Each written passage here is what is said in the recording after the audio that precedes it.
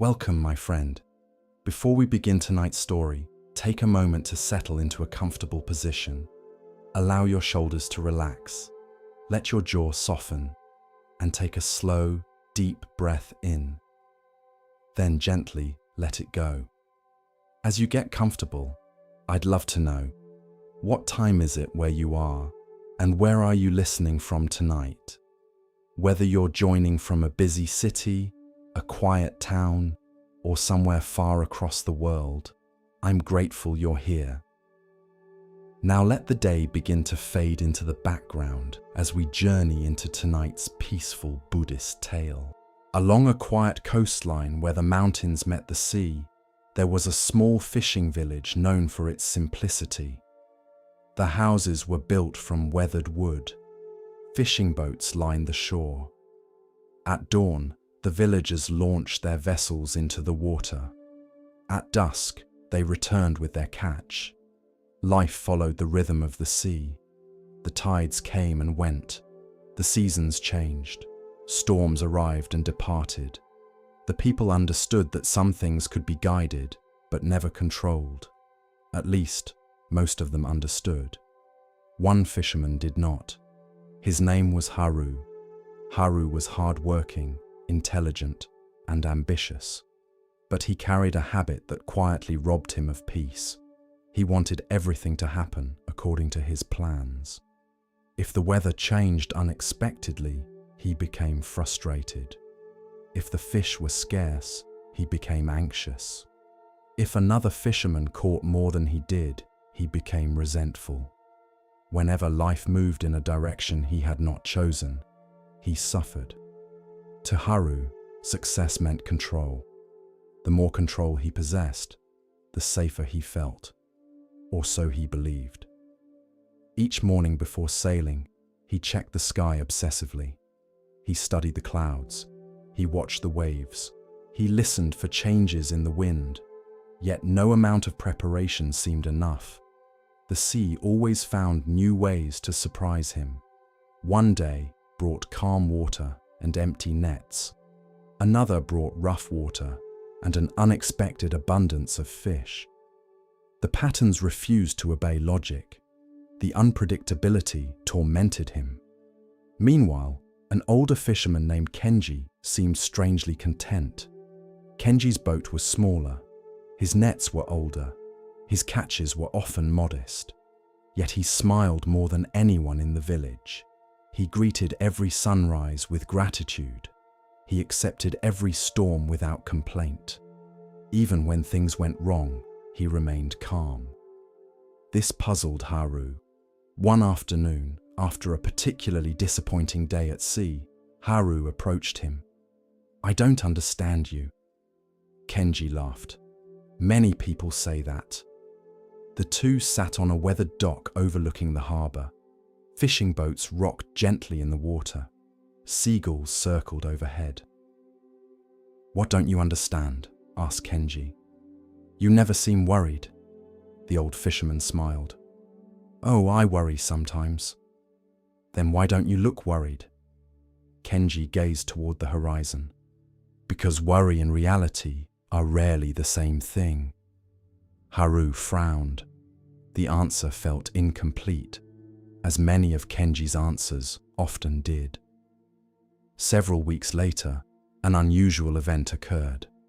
A wealthy merchant arrived in the village carrying an invention he claimed would change fishing forever.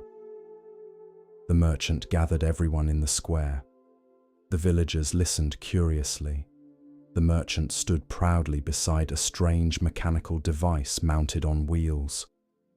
"What is it?" someone asked. The merchant grinned. "A wind catcher." The villagers exchanged confused glances. The merchant continued. "With this machine, you can direct the wind wherever you want it to go." The crowd murmured.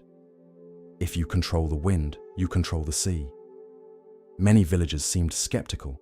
Haru did not. The idea fascinated him. Imagine it.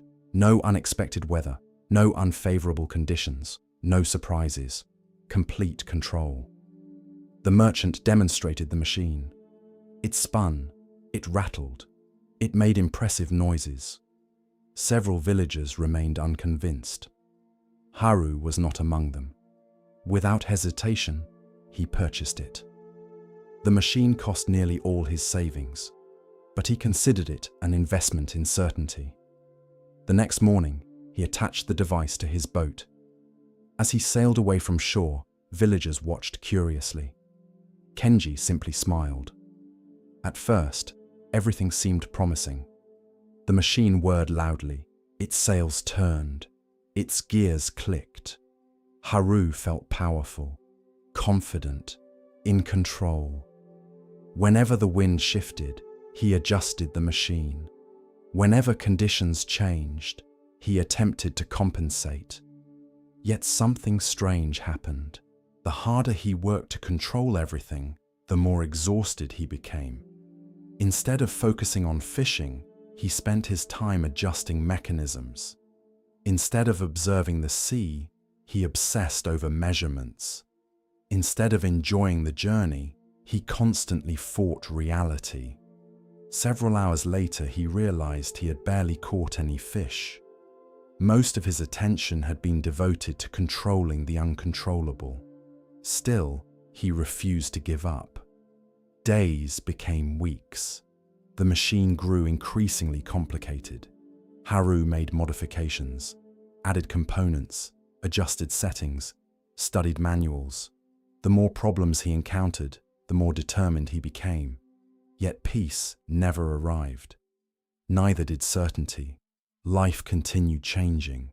The sea continued surprising him. The wind continued doing whatever it pleased. One evening, after a particularly frustrating day, a storm arrived unexpectedly.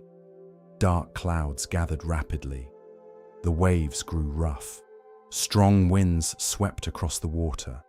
Haru immediately activated every feature of the machine. Levers moved, wheels spun, ropes tightened. The device rattled furiously. For a few moments, it seemed to help. Then the wind shifted, then shifted again, then shifted once more. Soon the machine was fighting forces far beyond its design. Metal groaned, wood cracked, gears jammed.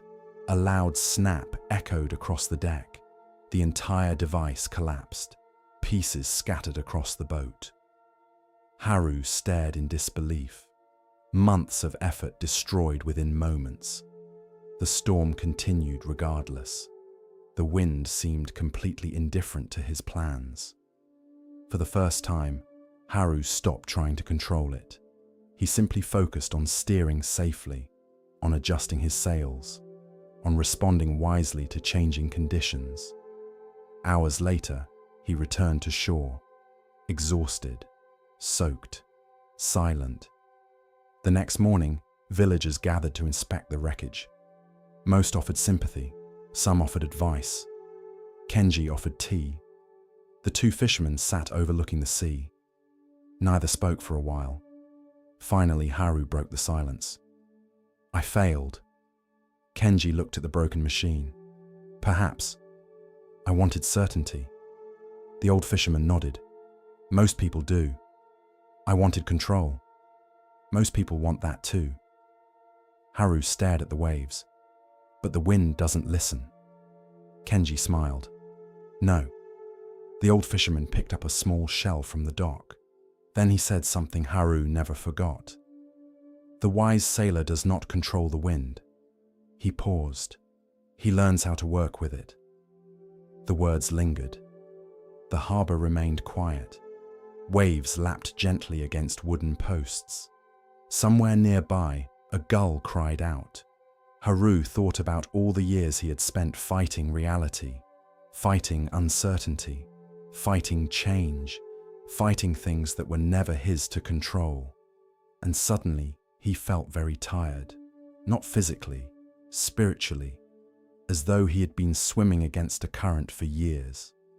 Over the following months, Haru gradually changed. Not overnight, slowly, like the turning of seasons. He stopped obsessing over perfect conditions. He stopped demanding guarantees from life. He stopped expecting certainty before taking action. Instead, he focused on what he could actually influence: his effort, his attention, his attitude, his choices. The weather remained unpredictable. The sea remained unpredictable. Life remained unpredictable.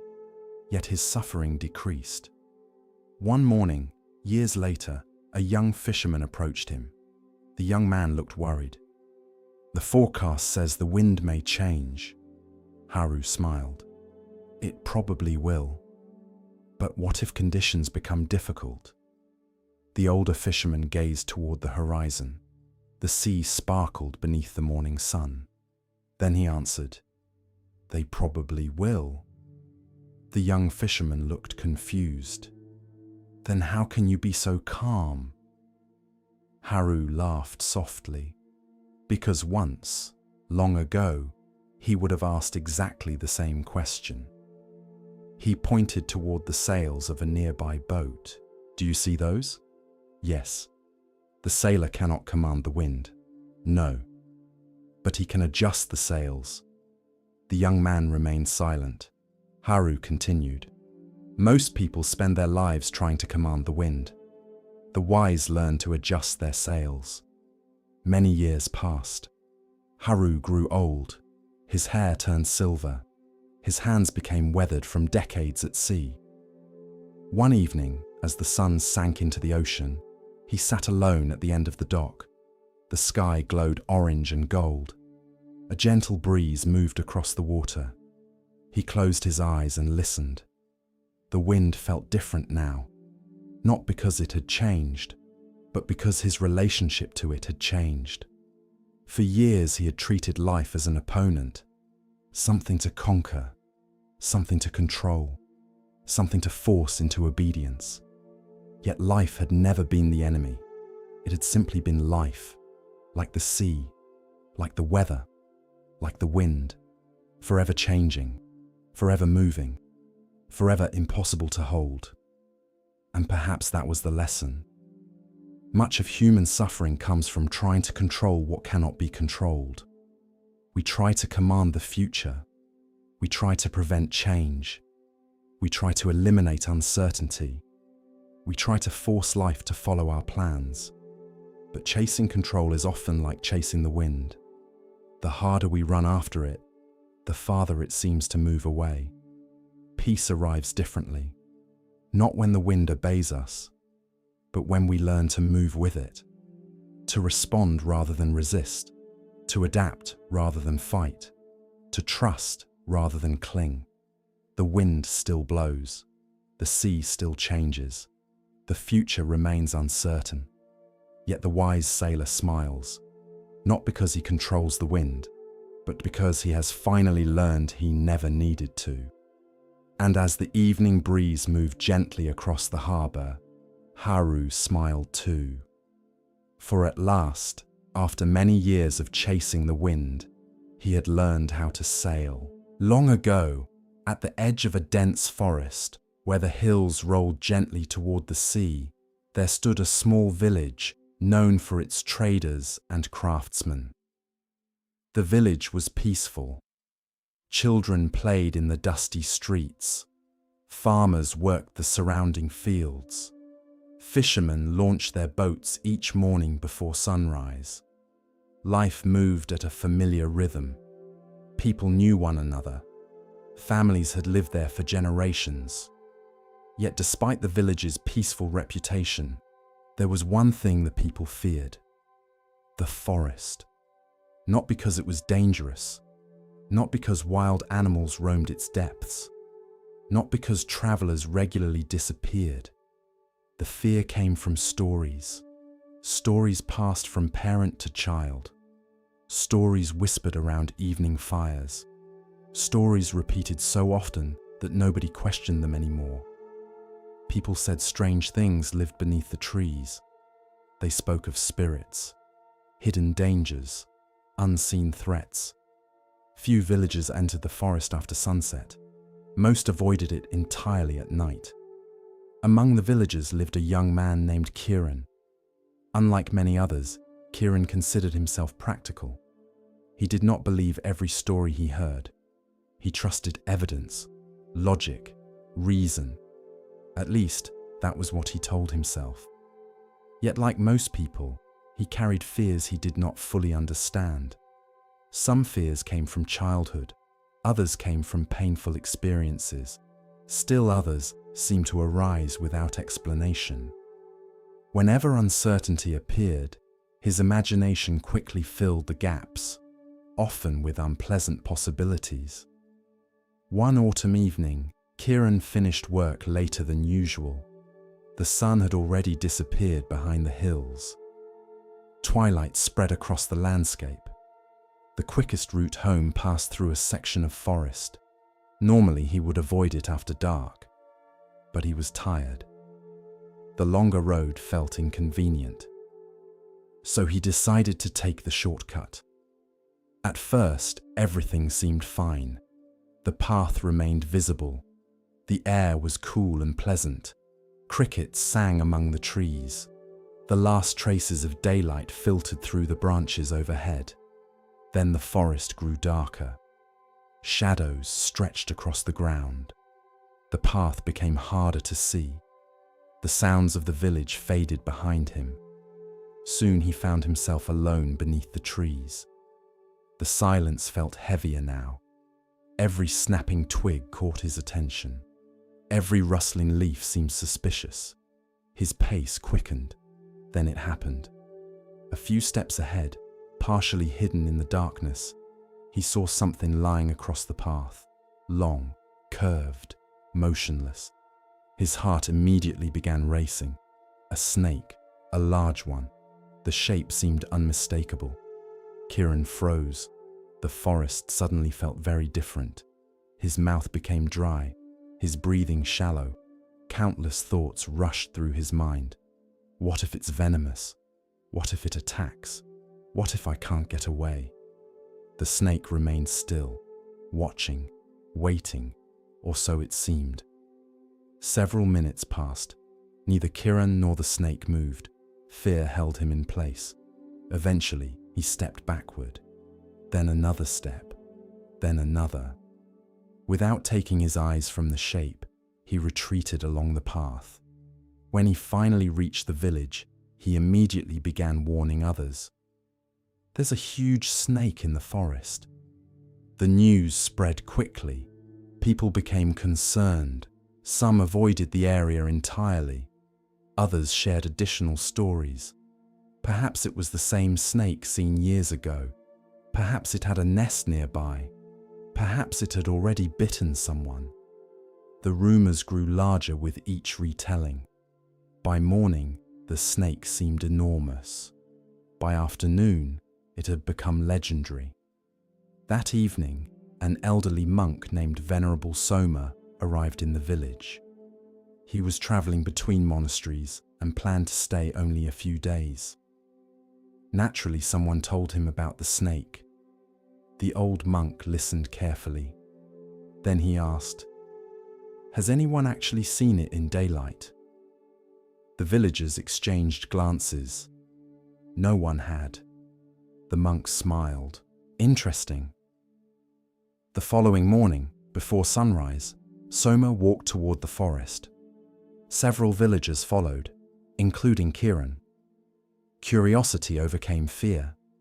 Together they reached the section of path where the snake had supposedly appeared. The old monk stopped. Then he pointed toward the ground. "What do you see?" Kieran stared. His face flushed immediately. There was no snake, only an old rope, weathered, dusty, partially coiled, exactly where he had seen the snake. The shape was identical. Yet now, in daylight, the truth seemed obvious. The villagers laughed. Some laughed gently, others laughed loudly. Kieran felt embarrassed, very embarrassed. He wanted to disappear, but Venerable Soma did not laugh. Instead, he sat beside the rope. For a moment, he simply observed it. Then he asked, "When you saw this last night, were you afraid?" "Very." "Did your fear feel real?" "Yes." "Did your heart race?" "Yes." "Did your body react?" "Yes." The monk nodded.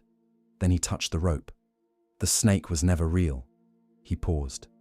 But the suffering was. The villagers fell silent. The lesson was not over.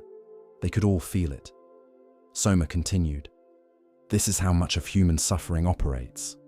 He lifted the rope gently. We see something unclear. Our minds become uncertain, and uncertainty makes us uncomfortable. The monk looked around at the gathered crowd. So we create a story. The villagers listened carefully. The old monk smiled. The story feels real. Our bodies react. Our emotions react. Our lives begin reacting. Yet often the suffering comes not from reality itself. He held up the rope, but from what we imagine reality to be. The words lingered, especially for Kiran, because he knew exactly what the monk meant. The rope had not frightened him. His interpretation had. Over the following days, he found himself thinking about the incident constantly. At first, he laughed at himself. Then gradually, he noticed something surprising. The rope and snake lesson appeared everywhere. One morning, a friend failed to greet him. Immediately, Kiran assumed the man was angry. For several hours, he worried about it. Eventually, he asked. The friend laughed. I didn't see you. The snake became a rope. A week later, a merchant delayed a payment. Kiran imagined deception, dishonesty, bad intentions. Several anxious days followed. Then the merchant arrived apologetically. A bridge had been damaged by flooding. Nothing more. Another snake became a rope. The pattern repeated again and again.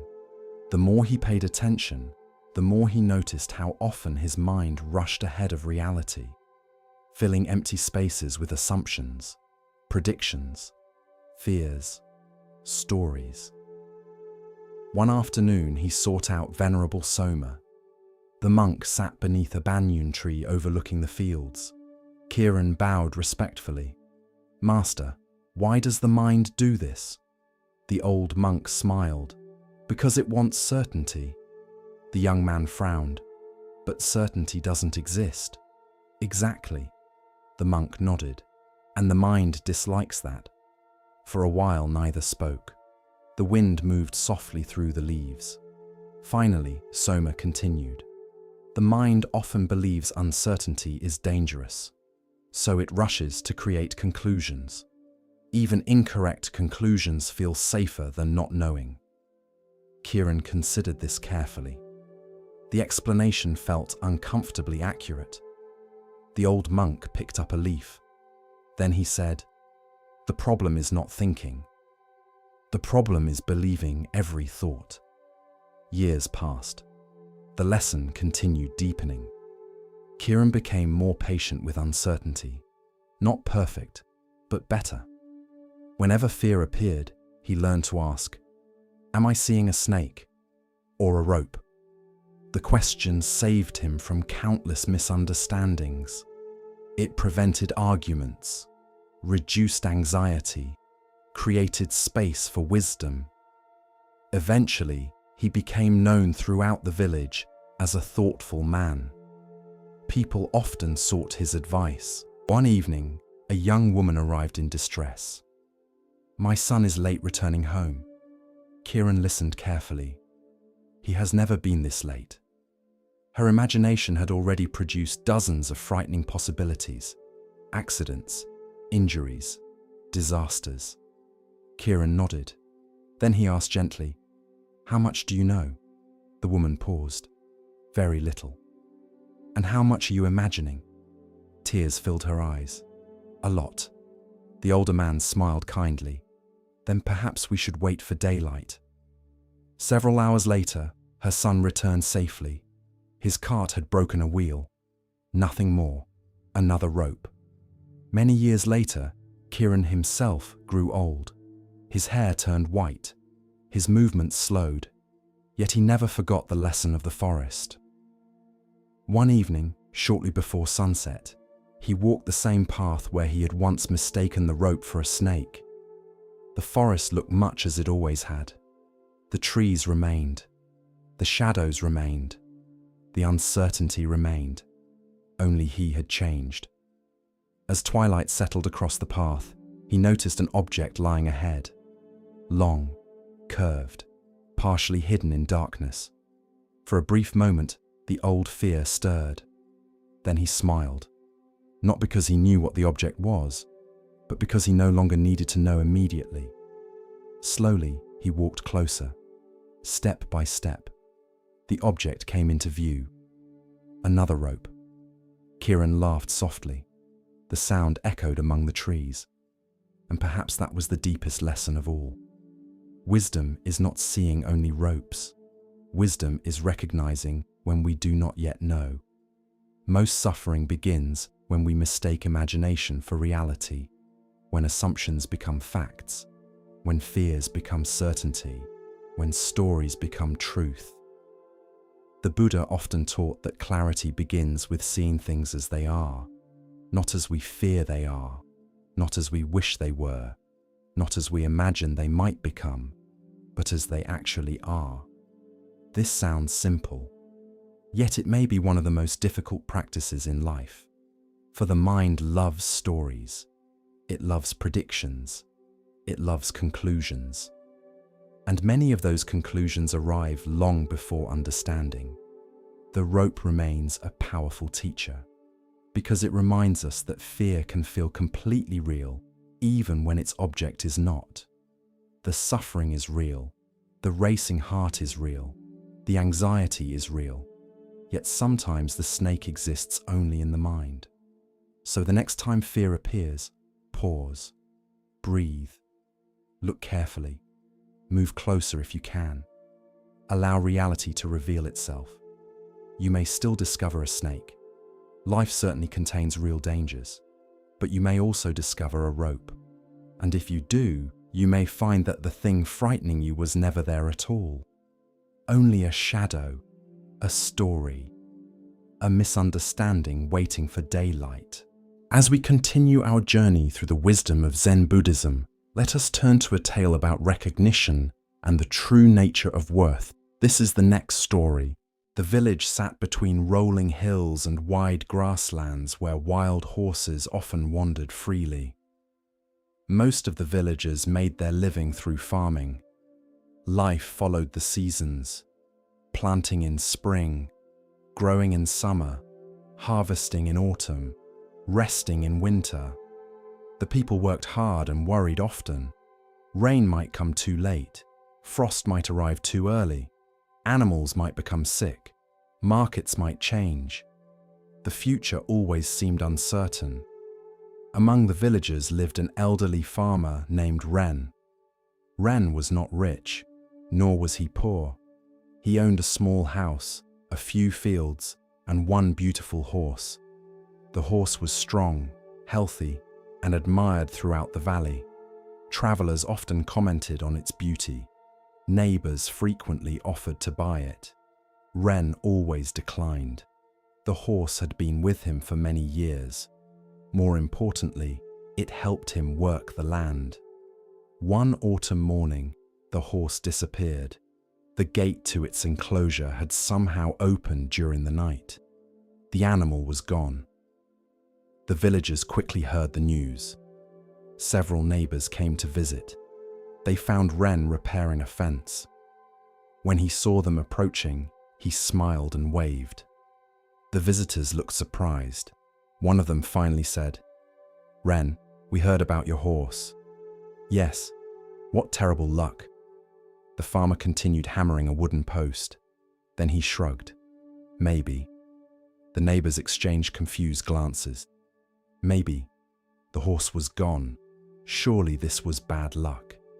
Yet Ren appeared strangely calm. The villagers returned home shaking their heads. The old farmer had always been a little unusual. Several days passed. Then something unexpected happened. The horse returned. Not alone. Following behind it were 3 wild horses from the hills. Beautiful animals. Strong. Healthy. Suddenly, Ren owned 4 horses instead of 1. The village buzzed with excitement. People hurried to congratulate him. "What amazing luck!" one neighbor exclaimed. "Your horse brought back 3 more." Another laughed. "You are richer than ever." The villagers expected Ren to celebrate. Instead, he simply nodded. "Maybe." Again, the same answer. Again, the same calm expression. The neighbors found this increasingly frustrating. How could anyone respond this way? The outcome was clearly positive. Surely everyone could see that. Yet Ren remained unchanged. Several weeks later, Ren's son attempted to train one of the wild horses. The animal had not yet become accustomed to people. During the training, it bucked violently. The young man was thrown to the ground. His leg broke badly. The injury would take months to heal. Again, villagers gathered. Again, sympathy flowed freely. "What terrible luck. Your poor son. This is exactly why wild horses are dangerous." Ren listened politely. Then he answered, "Maybe." The neighbors nearly groaned aloud. How could he still say maybe? His son was injured. The situation was obviously unfortunate. Yet the old farmer refused to label it. Winter arrived. Snow covered the valley. The son remained unable to work. Then news came from the capital. The kingdom had entered a conflict with a neighboring nation. Soldiers traveled through villages recruiting every able-bodied young man. Families worried. Many cried. The army demanded service immediately. When the recruiters arrived in Ren's village, they took nearly every healthy young man. Except one, Ren's son. His broken leg prevented him from serving. The soldiers left without him. Once again, the villagers gathered. This time their expressions looked very different. What incredible luck. His injury saved him. Who knows what might happen in the war? The people spoke excitedly. The outcome now seemed obvious, yet Ren simply smiled. Maybe. At this point, many villagers stopped trying to understand him. His answers seemed impossible. Events were either good or bad, fortunate or unfortunate, lucky or unlucky. Everyone knew this. Everyone except Ren. Years passed. The war ended. Some young men returned home. Others did not. Life slowly resumed its familiar rhythm. Yet the story of Ren and his horse remained. People continued discussing it, especially when unexpected events occurred. One spring, a young woman named Emmy decided to visit the farmer. She had recently experienced several difficulties. Her business had failed. A close friendship had ended. Plans she spent years building had collapsed. The future felt uncertain. She desperately wanted answers. When she arrived, she found Ren sitting beneath a tree repairing farm tools. The old farmer welcomed her warmly. After sharing tea, Emmy finally explained her troubles. For nearly an hour she spoke. The failed business, the broken friendship, the disappointment, the fear, the uncertainty. When she finished, Ren nodded thoughtfully. Then he asked, "And what will happen next?" The question surprised her. "I don't know." The old farmer smiled. "Neither do I." Emmy frowned. "That's not helpful." Ren laughed softly. "No? No." The young woman crossed her arms. "Everything is falling apart." The farmer considered this. Then he asked, "Is it?" She stared at him. "What else would you call it?" Instead of answering, Ren stood. He motioned for her to follow. Together they walked through the fields. Eventually they reached a patch of land recently plowed for planting. The earth looked rough, broken, uneven, nothing beautiful about it. The farmer pointed toward the soil. "What do you see?" "Dirt." "What else?" "A field." The old man nodded. "Does it look healthy?" Emmy shrugged. "I suppose." Ren smiled. Several weeks ago, this field looked completely different. He knelt and picked up a handful of soil. The ground had to be broken before seeds could be planted. The young woman remained silent. The farmer continued. From the perspective of the soil, the plough might seem like destruction. He let the dirt fall slowly from his fingers. But from another perspective, it is preparation. The words lingered, not because they solved her problems, because they challenged her assumptions. For years, Emmy had divided life into categories: success and failure, gain and loss, good and bad. Yet reality seemed less certain than that. Several months later, she returned, this time with a different question. How do you stay calm when things go wrong? Ren laughed. I don't always. The answer surprised her. You don't? Of course not. The farmer smiled. I feel disappointment. I feel sadness. I feel frustration. The wind moved softly through the fields around them. But I try not to pretend I know the final outcome. Emmy listened carefully. The old man continued. Most people suffer twice. The statement caught her attention. What do you mean? The first suffering comes from the event itself. The farmer pointed toward the distant hills. The second comes from immediately deciding what the event means. He looked at her kindly. When the horse left, everyone declared it bad. When it returned with 3 horses, everyone declared it good. When the leg broke, everyone declared it bad. When the army arrived, everyone declared it good. The old man smiled. The story kept changing. The lesson slowly settled inside her. Months passed. Emmy began practicing this perspective, not perfectly, not consistently, but sincerely. Whenever difficulties arose, she tried pausing before labeling them. Whenever success arrived, she resisted assuming it would last forever. The practice felt strange, yet surprisingly freeing. 1 year later, an opportunity appeared through a former business contact. Had her original business succeeded, she would never have noticed it. The new opportunity proved far more fulfilling. Suddenly, what once looked like failure appeared differently. Not better, not worse, simply part of a larger story. Years continued flowing by. Ren grew older, his hair whitened, his movements slowed, yet people continued seeking his advice. One day, a merchant arrived in great distress. A shipment of goods had been lost. The man was furious, panicked, convinced his future was ruined.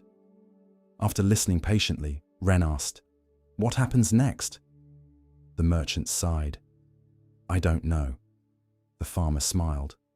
"Then perhaps the story is not finished." Another time, a young couple arrived, celebrating an unexpected inheritance.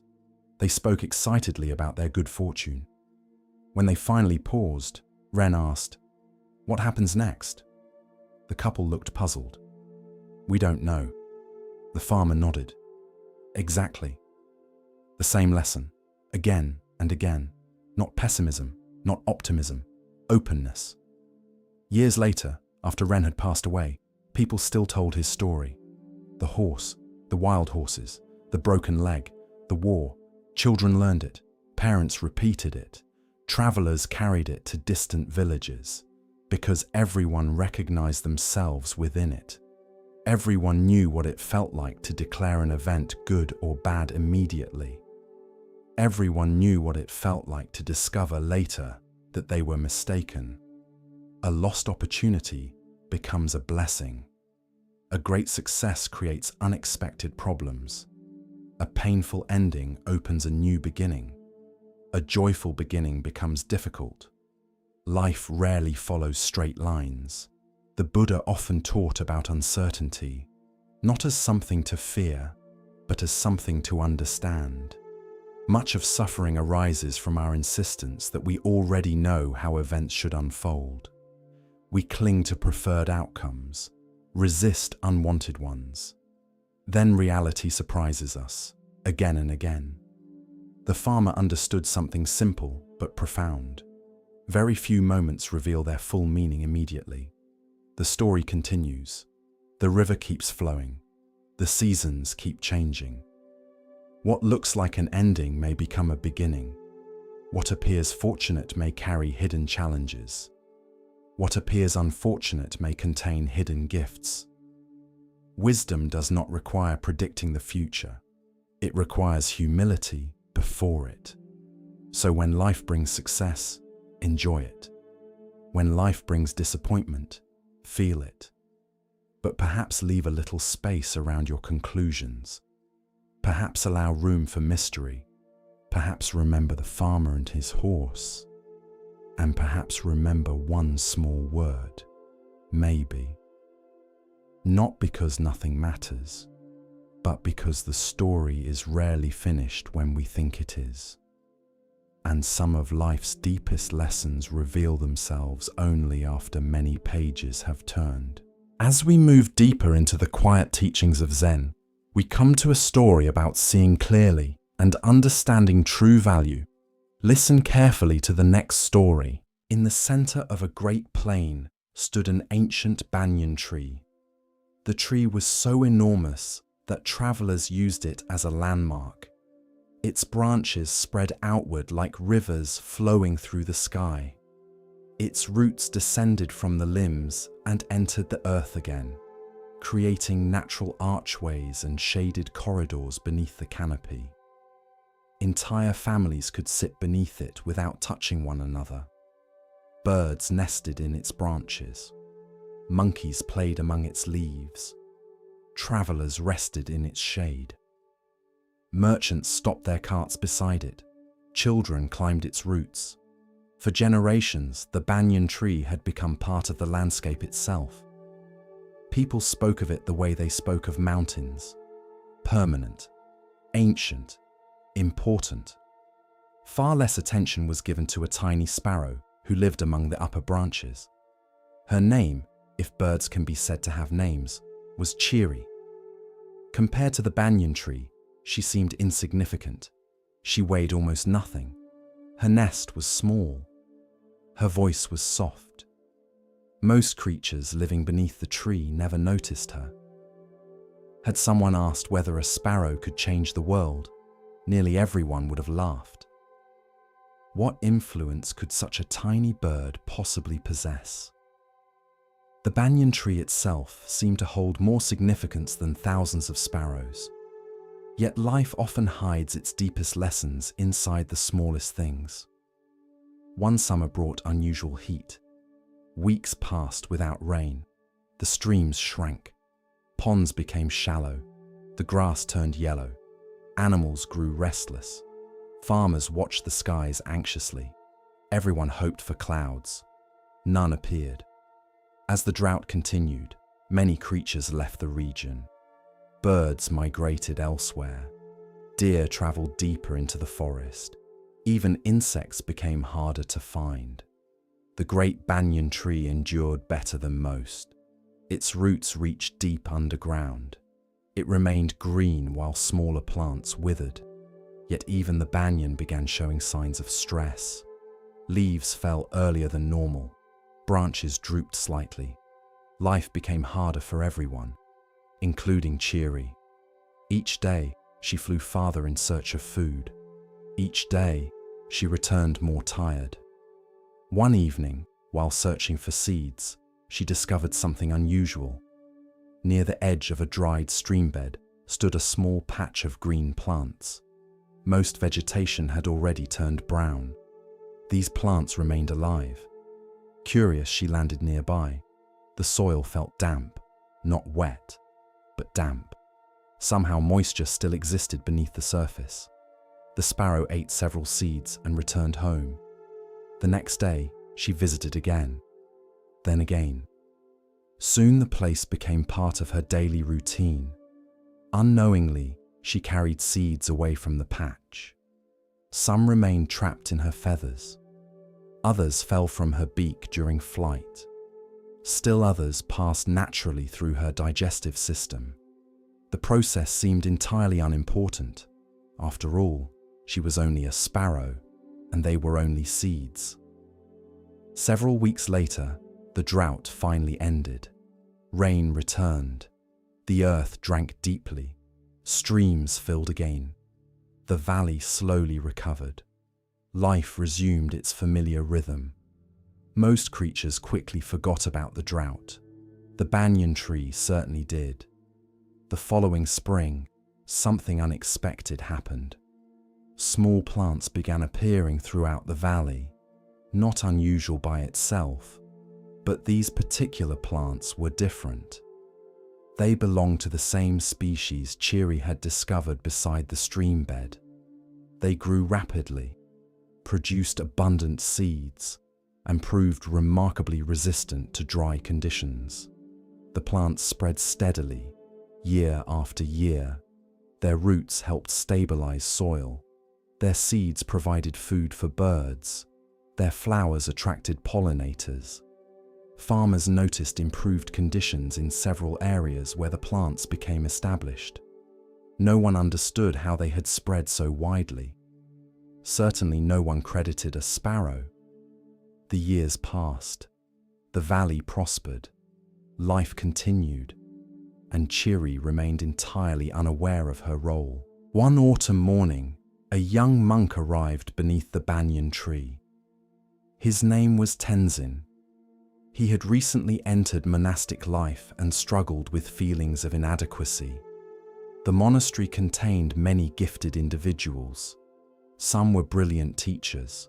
Others excelled at meditation. Others cared for the sick. Others managed the gardens. Compared to them, Tenzin felt ordinary. Whatever task he performed seemed small, insignificant, replaceable. The feeling troubled him. One afternoon, after voicing these concerns to an elderly monk, he received unusual advice. Go sit beneath the banyan tree. That was all. No explanation, no lecture, just an instruction.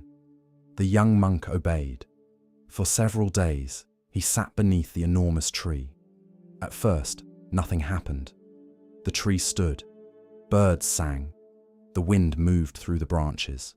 The experience seemed uneventful. Then, on the third day, he noticed a sparrow carrying tiny twigs. Back and forth, building a nest. The work appeared endless. The twigs seemed ridiculously small compared to the massive tree. Yet the bird continued, hour after hour, day after day. Eventually, a nest appeared. Small, simple, functional. The sight lingered in Tenzin's mind. Later that week, he mentioned it to the elderly monk. The old man smiled. What did you learn? The younger monk shrugged. A sparrow built a nest. The elder laughed softly.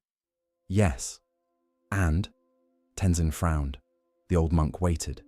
Finally, the younger man said, It built the nest one twig at a time. The elder nodded. Exactly. The lesson felt simple, perhaps too simple, yet over time, it deepened. Several months later, a severe storm struck the valley. Wind tore branches from trees. Rain flooded paths. The monastery suffered considerable damage. Afterward, everyone worked together to repair buildings. The task seemed overwhelming. Broken roofs, collapsed fences, damaged gardens. For a moment, Tenzin felt discouraged. The work looked impossible. Then he remembered the sparrow. One twig at a time. The repairs proceeded the same way. One board, one nail, one stone, 1 hour, 1 day. Gradually, the monastery recovered. The lesson became clearer. Great achievements rarely occur through single dramatic actions. They emerge through countless small ones. Years passed. Tenzin continued practicing, meditating, working, learning. Whenever a task appeared overwhelming, he remembered the sparrow. Whenever progress felt invisible, he remembered the nest. one twig at a time, one breath at a time, one day at a time. Then another challenge arrived. An epidemic spread through nearby villages. Many families became ill. The monastery organized relief efforts. Food needed transporting. Medicine needed distributing. The suffering felt immense. The need seemed endless. Several younger monks became discouraged. "What difference can we make?" one asked. "There are too many people." The problem appeared too large, the resources too limited. Tenzin understood the feeling, yet he also remembered the banyan tree, the sparrow, the seeds. Although he did not know that story yet, only the lesson, so he answered, "We help the next person." The monks continued working, one family, then another, then another. Weeks later, villagers began recovering. The crisis gradually passed, not because one heroic action solved everything, because many small actions accumulated. Years flowed onward. Tenzin eventually became responsible for teaching novices. One afternoon, a frustrated student approached him. "I am not accomplishing anything." The novice looked miserable. "My meditation is improving too slowly. My studies are improving too slowly. Everything is too slow." Tenzin smiled, then led the young monk to the banyan tree. The ancient giant still stood proudly in the center of the plain. Birds moved among its branches. Roots descended toward the earth. The tree seemed eternal. "How long do you think this tree took to grow?" Tenzin asked. The novice looked upward. "A very long time." "Would you plant a seed and demand a tree tomorrow?" "Of course not." The teacher nodded. "Then why demand it from yourself?" The novice fell silent, because the question revealed something obvious, yet easily forgotten. Years later, a wandering naturalist visited the region. The man studied plants, animals, and ecosystems. While exploring the valley, he became fascinated by the drought-resistant plants growing everywhere. Their distribution puzzled him. Eventually, he traced their origin back to the tiny patch near the dried stream bed. The mystery remained. How had the plants spread so widely? The naturalist spent months investigating. Finally, he reached a surprising conclusion. Birds, particularly sparrows. For years they had carried seeds across the valley. Small actions, repeated countless times. The result transformed entire ecosystems. The naturalist shared his findings with villagers. Many found the story amusing. Others found it inspiring. A few found it profound. Tenzin belonged to the final group. When he heard the story, he immediately thought of the sparrow, the nest, the monastery repairs, the relief efforts, the countless moments when small actions appeared insignificant. The realization struck deeply. The sparrow never intended to transform the valley. It simply did what it could.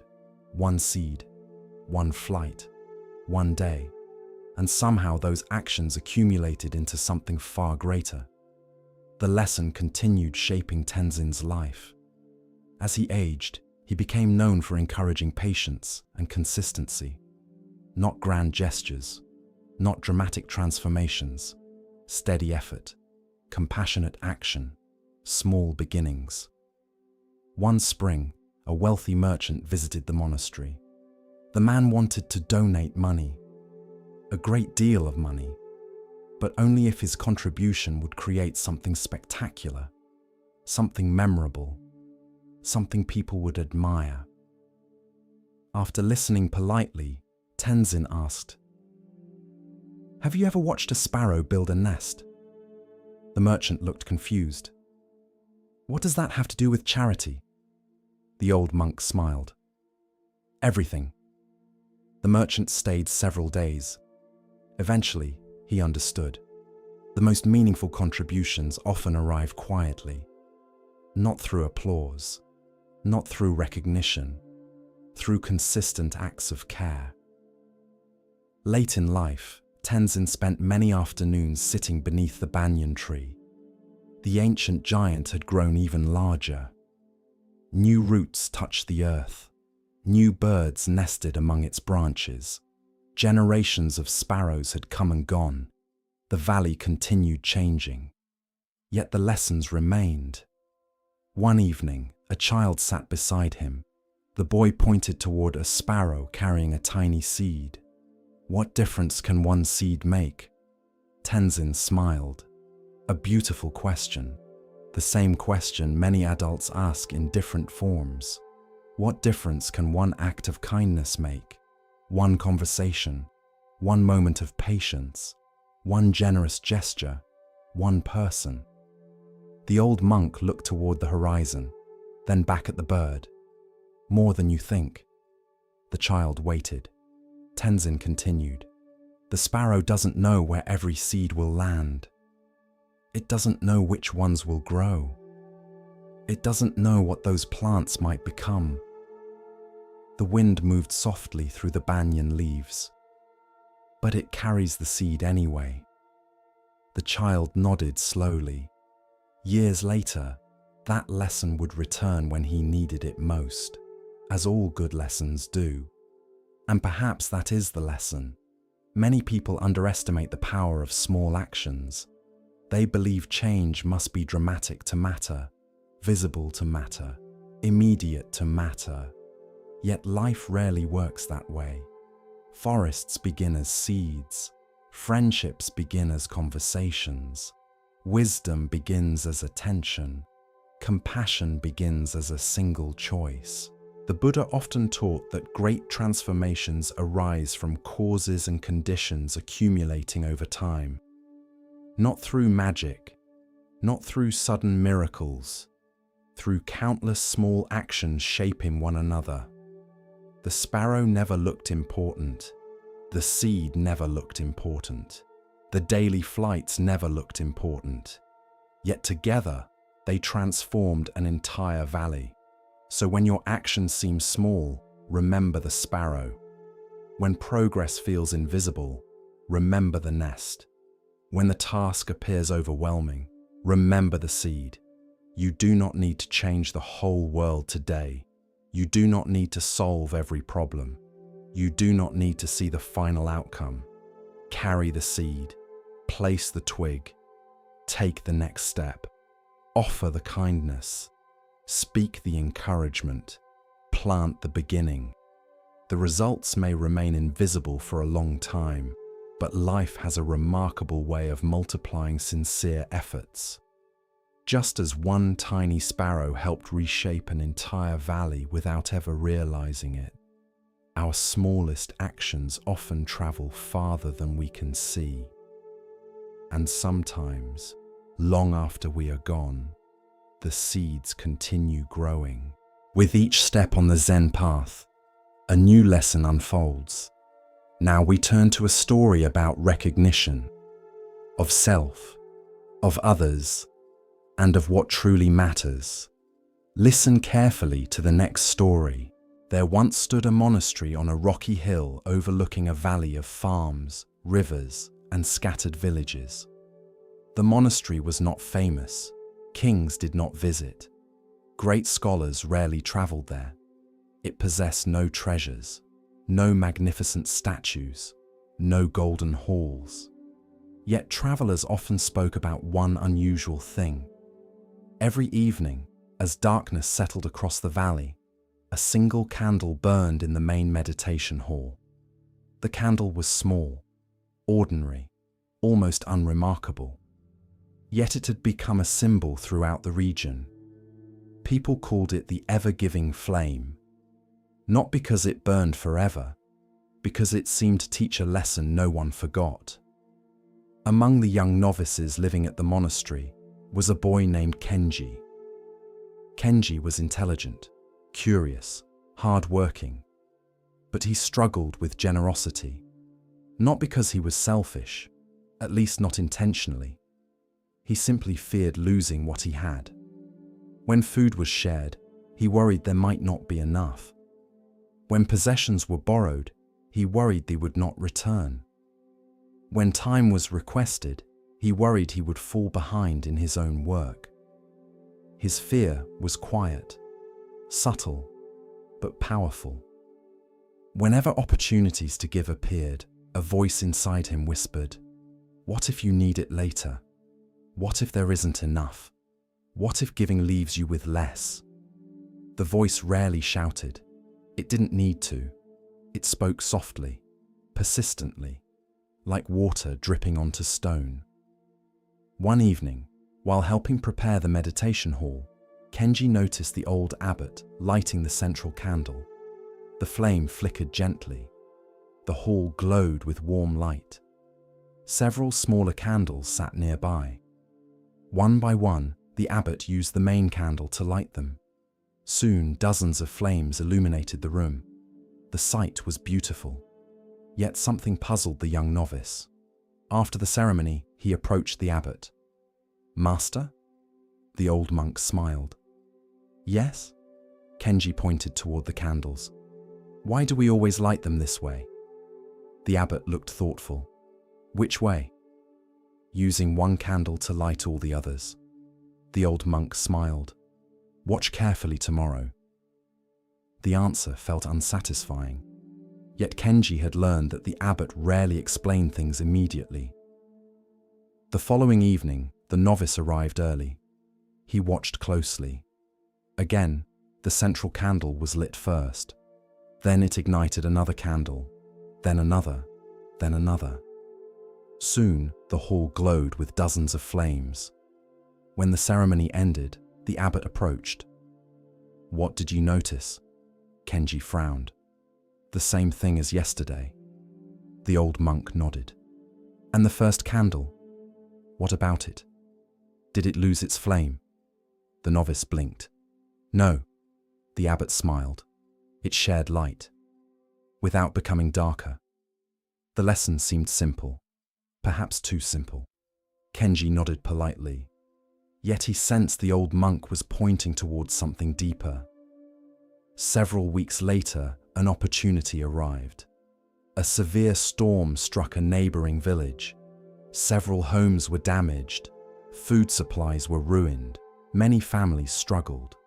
The monastery organized relief efforts. Monks gathered rice, medicine, blankets, tools. Everyone contributed what they could, including the novices. When Kenji looked at his small storage chest, uncertainty appeared immediately. He possessed only a few things: a warm blanket, some saved food, a spare robe.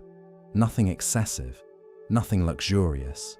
If he gave away part of it, he would have less. The familiar voice returned. "What if you need it later?" The fear felt reasonable, practical, responsible. Yet something about it bothered him. That evening, he sat alone in the meditation hall. The candles flickered softly. Eventually, the abbot entered. Without looking up, the old monk asked, "What troubles you?" Kenji sighed. "I want to help." The monk nodded. "But?" The novice hesitated. "What if I need what I give away?" The old monk sat beside him. For several moments they watched the flames. Then the abbot pointed toward the central candle. "How many candles did it light tonight?" "Dozens." "And how much light did it lose?" Kenji smiled slightly. "None." The old monk nodded. "Interesting." The answer irritated him, because it seemed too simple for a complicated problem. The abbot noticed, then asked, "What do you think generosity means?" Kenji considered carefully. "Giving things away." The old monk smiled. "Partly." "Then what else?" The answer came softly. "Trust." The next morning, Kenji donated part of his supplies. Not everything, not dramatically, just enough to matter. The act felt uncomfortable. For several days, he worried. What if he needed those things later? What if he made a mistake? Nothing terrible happened. Life continued. The world did not collapse. In fact, something unexpected occurred. The act of giving felt lighter than the fear of giving. The realization surprised him. Months passed. The lesson continued unfolding. One afternoon, a new novice arrived at the monastery. The boy struggled with reading. While other students advanced quickly, he fell behind. Embarrassment isolated him. Eventually, the teachers asked Kenji to help. The request created another conflict. Teaching required time that could be spent studying, practicing, improving himself. Again, the familiar voice appeared. What if helping slows your own progress? Yet he remembered the candle, so he agreed. For several months, he spent extra hours helping the younger novice learn. The process required patience, repeated explanations, countless mistakes, gradual improvement. Eventually, the boy succeeded. The joy on his face felt genuine. Unexpectedly, Kenji discovered something else. Teaching strengthened his own understanding. Knowledge, like flame, seemed capable of spreading without diminishing, perhaps even growing. Years passed. The novice became a monk, then a teacher. The lesson followed him everywhere. One spring, a wealthy merchant visited the monastery. The man donated a large sum of money, then announced the gift publicly, several times, to many people. After he departed, a young student asked, "Was that generosity?" The question sparked discussion. Many monks offered opinions. Eventually, they turned toward Kenji. By now, he had become known for wisdom. The older monk considered carefully, then answered, "The gift was real." The student nodded. But Kenji smiled. Generosity becomes lighter when it seeks no reward. The lesson lingered, like candlelight, soft, quiet, persistent. One summer, famine struck part of the region. The situation became severe. Many families lacked food. The monastery opened its storehouses. Rice reserves diminished quickly. Several younger monks became worried. If we continue giving, we may not have enough for winter. The concern felt legitimate. The numbers supported it. The risk was real. The monks gathered to discuss the situation. Opinions differed. Some favored caution. Others favored continued generosity. Eventually, everyone looked toward Kenji. The old monk sat quietly for several moments. Then he asked, "Do you remember the candle?" Several monks smiled. The story had become famous. Kenji continued, "The candle does not calculate how much darkness remains before sharing its light." Silence filled the room. The lesson felt uncomfortable, because true generosity often does. After careful discussion, the monastery continued helping. Not recklessly, not blindly, but generously. Winter eventually arrived. Food remained sufficient, not abundant, but sufficient. The fear had exaggerated the danger, as fear often does. Years flowed onward. Kenji grew older. His hair turned grey. His responsibilities increased.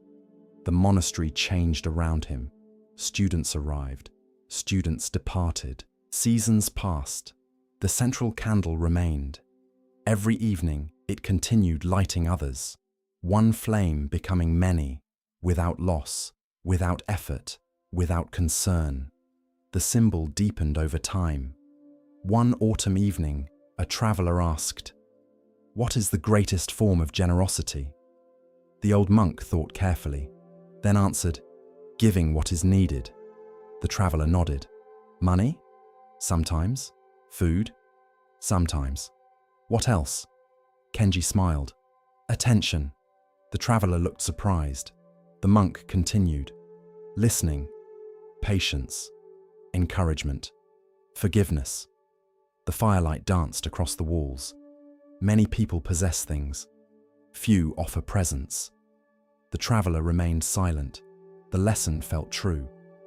Late in life, Kenji spent many evenings sitting beside the candles, watching them illuminate the hall, watching one flame become many.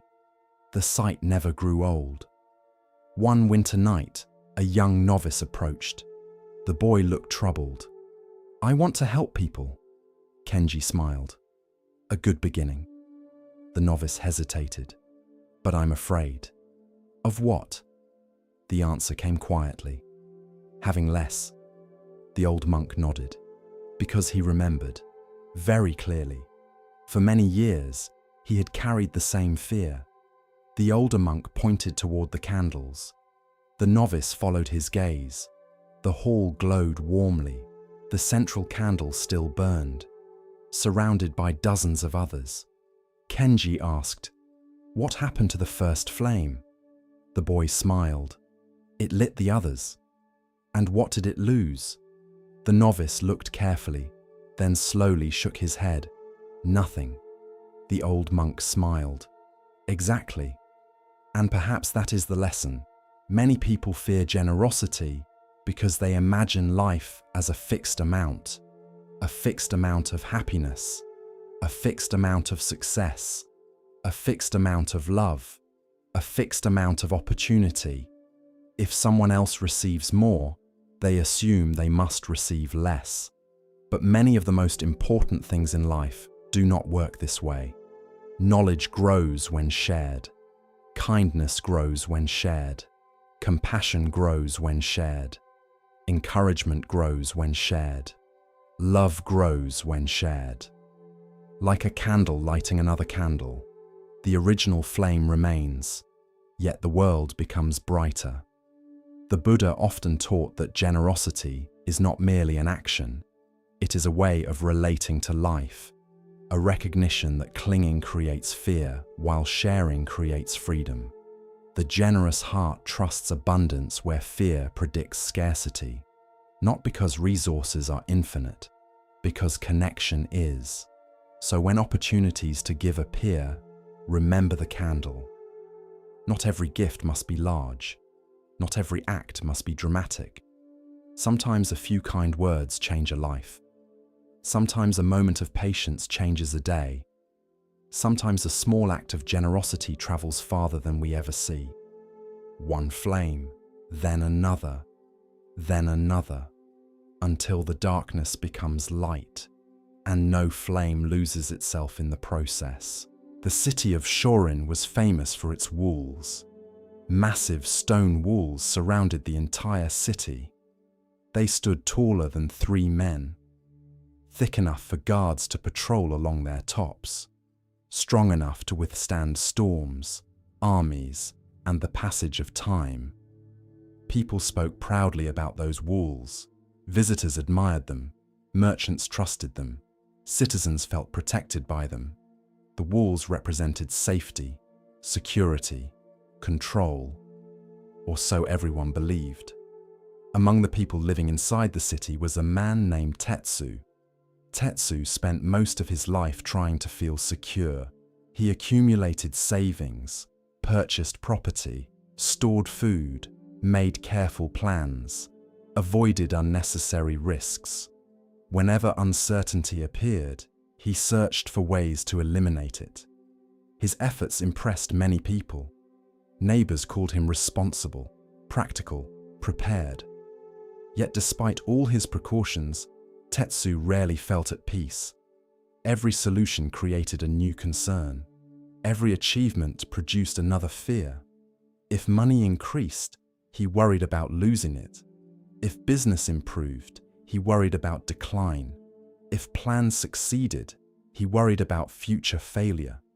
Security always seemed just beyond reach, like a destination that moved farther away whenever he approached. The pattern exhausted him, though he rarely admitted it. One spring morning, news spread throughout the city. A wandering monk had arrived. His name was Master Kenzan. Travelers spoke highly of him. Not because he performed miracles, because he asked uncomfortable questions, questions that lingered, questions that quietly changed people. Curiosity eventually brought Tetsu to one of the monks' gatherings. The old teacher sat beneath a large tree near the market. His robe was worn, his belongings minimal, yet his presence seemed remarkably peaceful. Several villagers asked questions. One man asked about happiness, another asked about success. Eventually, Tetsu raised his hand. "Master, how does a person become secure?" The monk smiled. "Secure from what?" The answer immediately irritated him. "Loss, failure, misfortune, uncertainty." The monk nodded thoughtfully, then asked, "Have you succeeded?" Tetsu frowned. "At what?" "Becoming secure." The crowd laughed softly. The question landed more deeply than he expected, because the answer was obvious. No. Despite years of effort, complete security remained absent. The monk smiled gently. Interesting. Several days later, Tetsu encountered Kenzan again. This time the monk was walking through the city alone. On impulse, Tetsu joined him. They wandered narrow streets, past merchants and craftsmen. Eventually, they reached the city's main gate. The gate was enormous. Heavy wooden doors, reinforced with iron.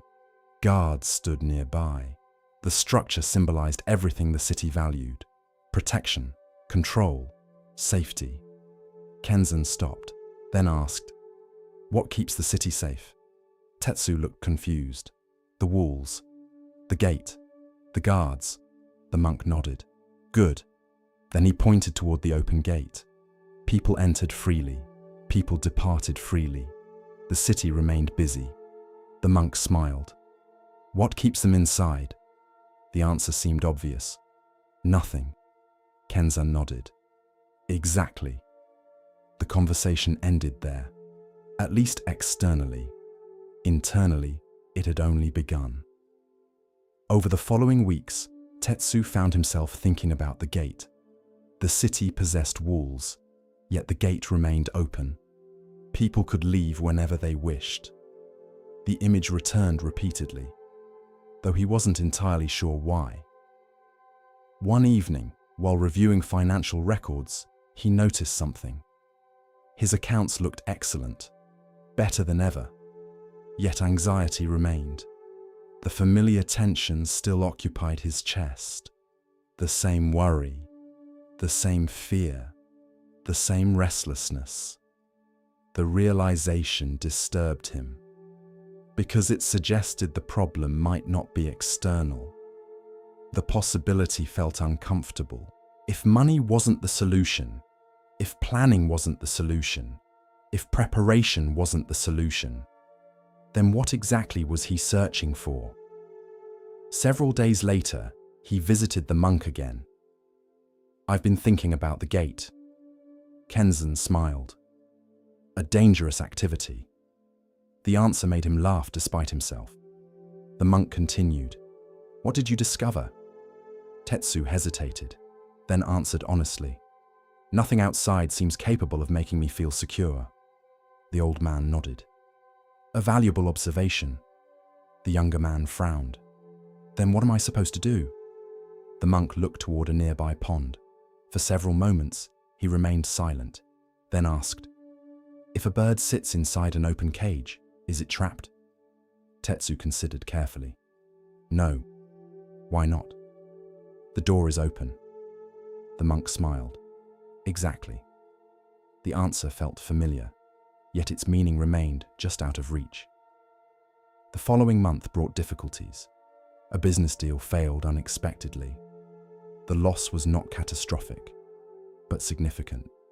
Several years earlier, the event would have consumed him. Days of worry, weeks of frustration, months of resentment. Instead, something different happened. The anxiety appeared. Then he remembered the gate. The loss existed, but so did his reaction. One belonged to reality, the other belonged to him. The distinction mattered. For the first time, he noticed how often suffering continued after circumstances ended.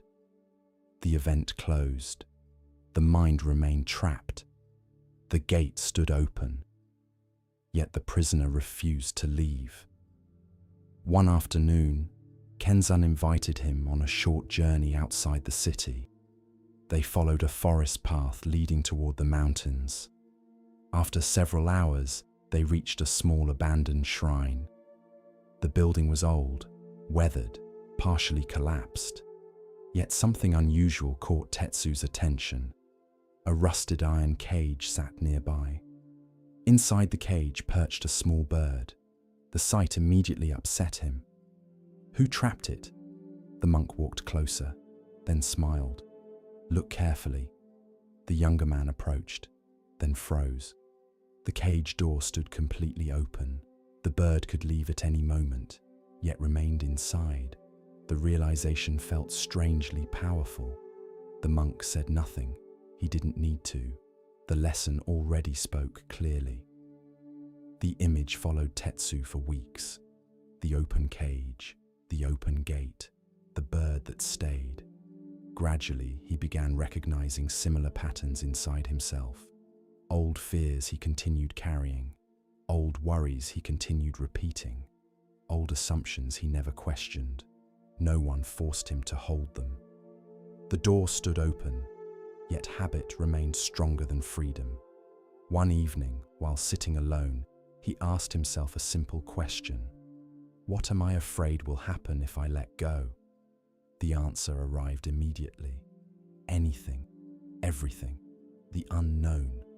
The realization surprised him, because uncertainty itself had become the enemy. Not specific outcomes, uncertainty. And uncertainty, by definition, could never be eliminated completely. He had spent years fighting something impossible to defeat.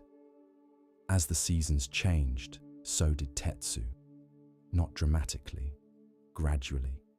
He still planned, still worked, still prepared responsibly. The difference was attachment. He stopped demanding guarantees from life, stopped expecting certainty where none existed, stopped treating uncertainty as imprisonment. The shift felt subtle, yet transformative. For the first time in years, moments of genuine peace appeared. Not because circumstances improved, because resistance softened. One autumn evening, a young merchant visited him. The man looked overwhelmed. "I cannot relax." Tetsu smiled. The statement sounded familiar. The merchant described endless worries, competition, money, failure, future risks. The list never ended. After listening patiently, Tetsu asked, "Have you ever seen the city gate?" The young man looked confused. "Of course. Is it locked?" "No." The merchant frowned. "What does that have to do with anything?" Tetsu smiled. "Everything." Years passed. Kenzan eventually departed. The monk continued traveling, teaching, questioning, leaving lessons behind wherever he went. Tetsu never saw him again, yet the teachings remained, especially the gate. The image became a compass. Whenever anxiety returned, he remembered. Whenever fear tightened around him, he remembered. Whenever he felt trapped, he remembered. The gate stood open. The prison often existed only in the mind. Late in life, Tetsu developed a habit. Every morning, he walked to the city gate. Sometimes he stayed only a few minutes, sometimes longer. The guards eventually stopped asking questions. The old man simply sat and watched. People entering, people leaving, the endless movement of life. One morning, a child approached him. "Why do you come here every day?" Tetsu smiled. The question deserved a good answer, so he thought carefully, then replied, "To remember." "What?" The old man looked toward the open gate, then answered, That freedom isn't where most people look for it. The child nodded politely, though he clearly didn't understand. Tetsu laughed. Neither had he once. Near the end of his life, he stood beside the gate one final time. The city remained busy. The walls remained strong. The guards remained vigilant. Everything looked much the same, yet his understanding had changed completely. The walls protected the city, but they could not create peace. The gate allowed movement, but it could not create freedom. Those things emerged elsewhere, inside. The realization felt simple, obvious even, yet it had taken decades to discover. And perhaps that is the lesson. Many people spend their lives searching for freedom in external conditions. More money, more control, more certainty, more security, more favorable circumstances. Some of these things help. None provide complete liberation, because the deepest forms of imprisonment often exist within: fear, attachment, resentment, identity. The belief that peace depends entirely on circumstances. The Buddha taught that true freedom comes from understanding the mind, not controlling the world. The gate with no lock reminds us that many of the doors we fear are already open. The cage stands open. The gate stands open. The path stands open. Yet habit keeps us circling inside familiar walls. Freedom begins the moment we notice, the moment we question, the moment we realize that uncertainty is not the same as captivity, loss is not the same as imprisonment, change is not the same as danger, life remains unpredictable, the gate remains open, and every day we are invited to walk through it, not into another place, into a different relationship with the one we are already in. For the greatest prison has no walls, and the greatest freedom requires no key. As our exploration of Zen Buddhism deepens, let us listen to a story that reveals how true worth is often overlooked. Here starts the next story. In a quiet valley between two blue mountains, there was a small Buddhist monastery where the mornings began before sunrise, and the evenings ended with the sound of a wooden bell. The monastery was not famous. Pilgrims rarely came. It had no golden statues, no tall gates, and no walls painted with bright colors. It was built from old wood and smooth stone, with roofs that curved gently toward the sky. Behind the monastery grew a bamboo grove. The bamboo was tall, green, and graceful. When the wind moved through it, the leaves whispered like soft rain. The monks often walked there after meditation, letting the sound of the bamboo calm their thoughts. Among the monks lived a young novice named Sanu. Sanu was sincere, hard-working, and determined. He woke before everyone else. He swept the courtyard until every fallen leaf was gone. He memorized teachings late into the night. He sat in meditation without moving, even when his knees ached and his back burned. The older monks admired his discipline, but they also noticed something troubling. Sanu was too hard on himself. If his mind wandered during meditation, he felt ashamed. If he forgot a verse, he called himself foolish. If another novice corrected him, his face tightened with embarrassment. He believed that to become wise, he had to be strong like a stone. One evening, after the final chant, Sanu went to the abbot and bowed. "Master," he said, "I want to become unshakable. I want a mind that never bends, never fears, never doubts, and never breaks." The abbot was an old monk named Venerable Ananda. His face was lined like dry earth, but his eyes were soft and bright. He looked at Sanu for a long moment. Then he said, "Come with me." They walked through the quiet courtyard, past the stone lanterns, past the meditation hall, and into the bamboo grove. The evening air was cool. The sky was deep blue, and a thin moon rested above the mountains. Venerable Ananda pointed to the bamboo. "What do you see?" he asked. Sanu looked carefully. "I see bamboo, master.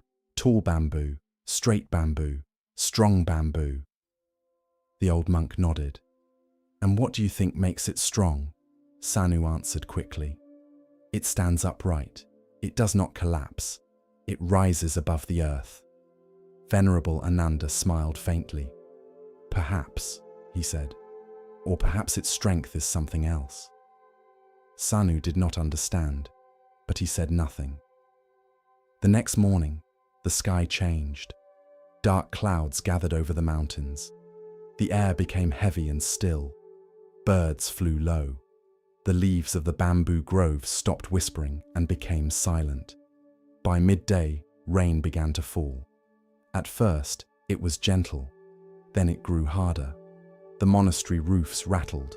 Water ran down the stone steps. The wind pushed against the wooden doors.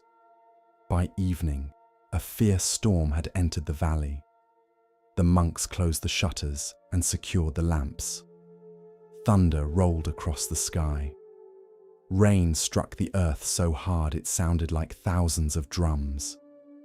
Sanu sat in the meditation hall, trying to keep his mind still. But his thoughts were restless. What if the roof breaks? What if the old trees fall? What if the storehouse floods? What if I am afraid because my practice is weak? He clenched his hands in his lap and tried to force his thoughts into silence. But the harder he tried, the louder they became. Finally, unable to bear it, he rose and walked to the doorway. Through the rain, he could see the old pine tree near the monastery gate. It had stood there longer than anyone could remember. Its trunk was thick. Its branches were heavy. Its roots gripped the earth like giant fingers. Sanu had always admired that tree. "It is strong," he thought. "That is how I must become." Then a violent gust of wind struck the valley. The pine tree groaned, its branches twisted, its trunk shuddered. The wind pressed harder and harder against it. The tree resisted, stiff and proud. Then, with a sound like the cracking of the earth itself, the pine split. Half of it tore away and crashed to the ground. Sanu stepped back, startled. The next morning, the storm had passed. The monastery was wet and quiet. Mist floated between the trees. Broken branches lay across the path. The air smelled of rain, leaves, and fresh mud. Sanu hurried to the gate. The great pine had fallen. Its roots were torn from the earth. Its thick trunk lay shattered across the ground. The tree that had seemed so powerful was now broken and still. Sanu stood there in silence. Then Venerable Ananda appeared beside him. "You admired this tree," the abbot said gently. "Yes, master," Sanu whispered. "It was strong." The old monk looked toward the bamboo grove. "Come." They walked together through the wet courtyard and into the grove. Sanu expected to see destruction. He expected the bamboo to be broken, scattered, flattened by the storm. But the bamboo was still there. Its thin green stalks were bent low beneath the weight of rainwater, but they were not broken. Some leaned almost to the ground.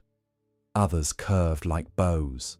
Drops of water slid down their leaves and fell softly into the mud. Then, as the morning sun warmed the grove, the bamboo began to rise. Slowly, quietly. One stalk lifted, then another, then another. By midday, the grove stood tall again, shining with rain. Sanu stared in wonder. "The bamboo survived," he said. Venerable Ananda nodded. "Because it knew how to bend." Sanu lowered his eyes. The old monk continued. "The pine resisted the storm. The bamboo moved with it. The pine believed strength meant never yielding. The bamboo understood that yielding is sometimes what allows life to continue. Sanu was quiet for a long time. Then he asked, "Master, should we not try to be strong?" The abbot smiled. "We should, but you must understand what strength is.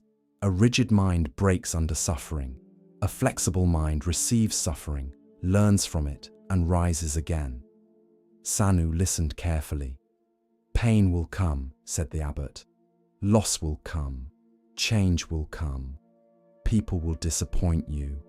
Your body will grow tired. Your thoughts will wander. Plans will fail. The world will not always obey your wishes. If you make your heart hard, you may think you are protected. But hardness cannot protect you from life. It only makes it easier for you to break." The words entered Sanu slowly. For many days after the storm, he thought about the bamboo.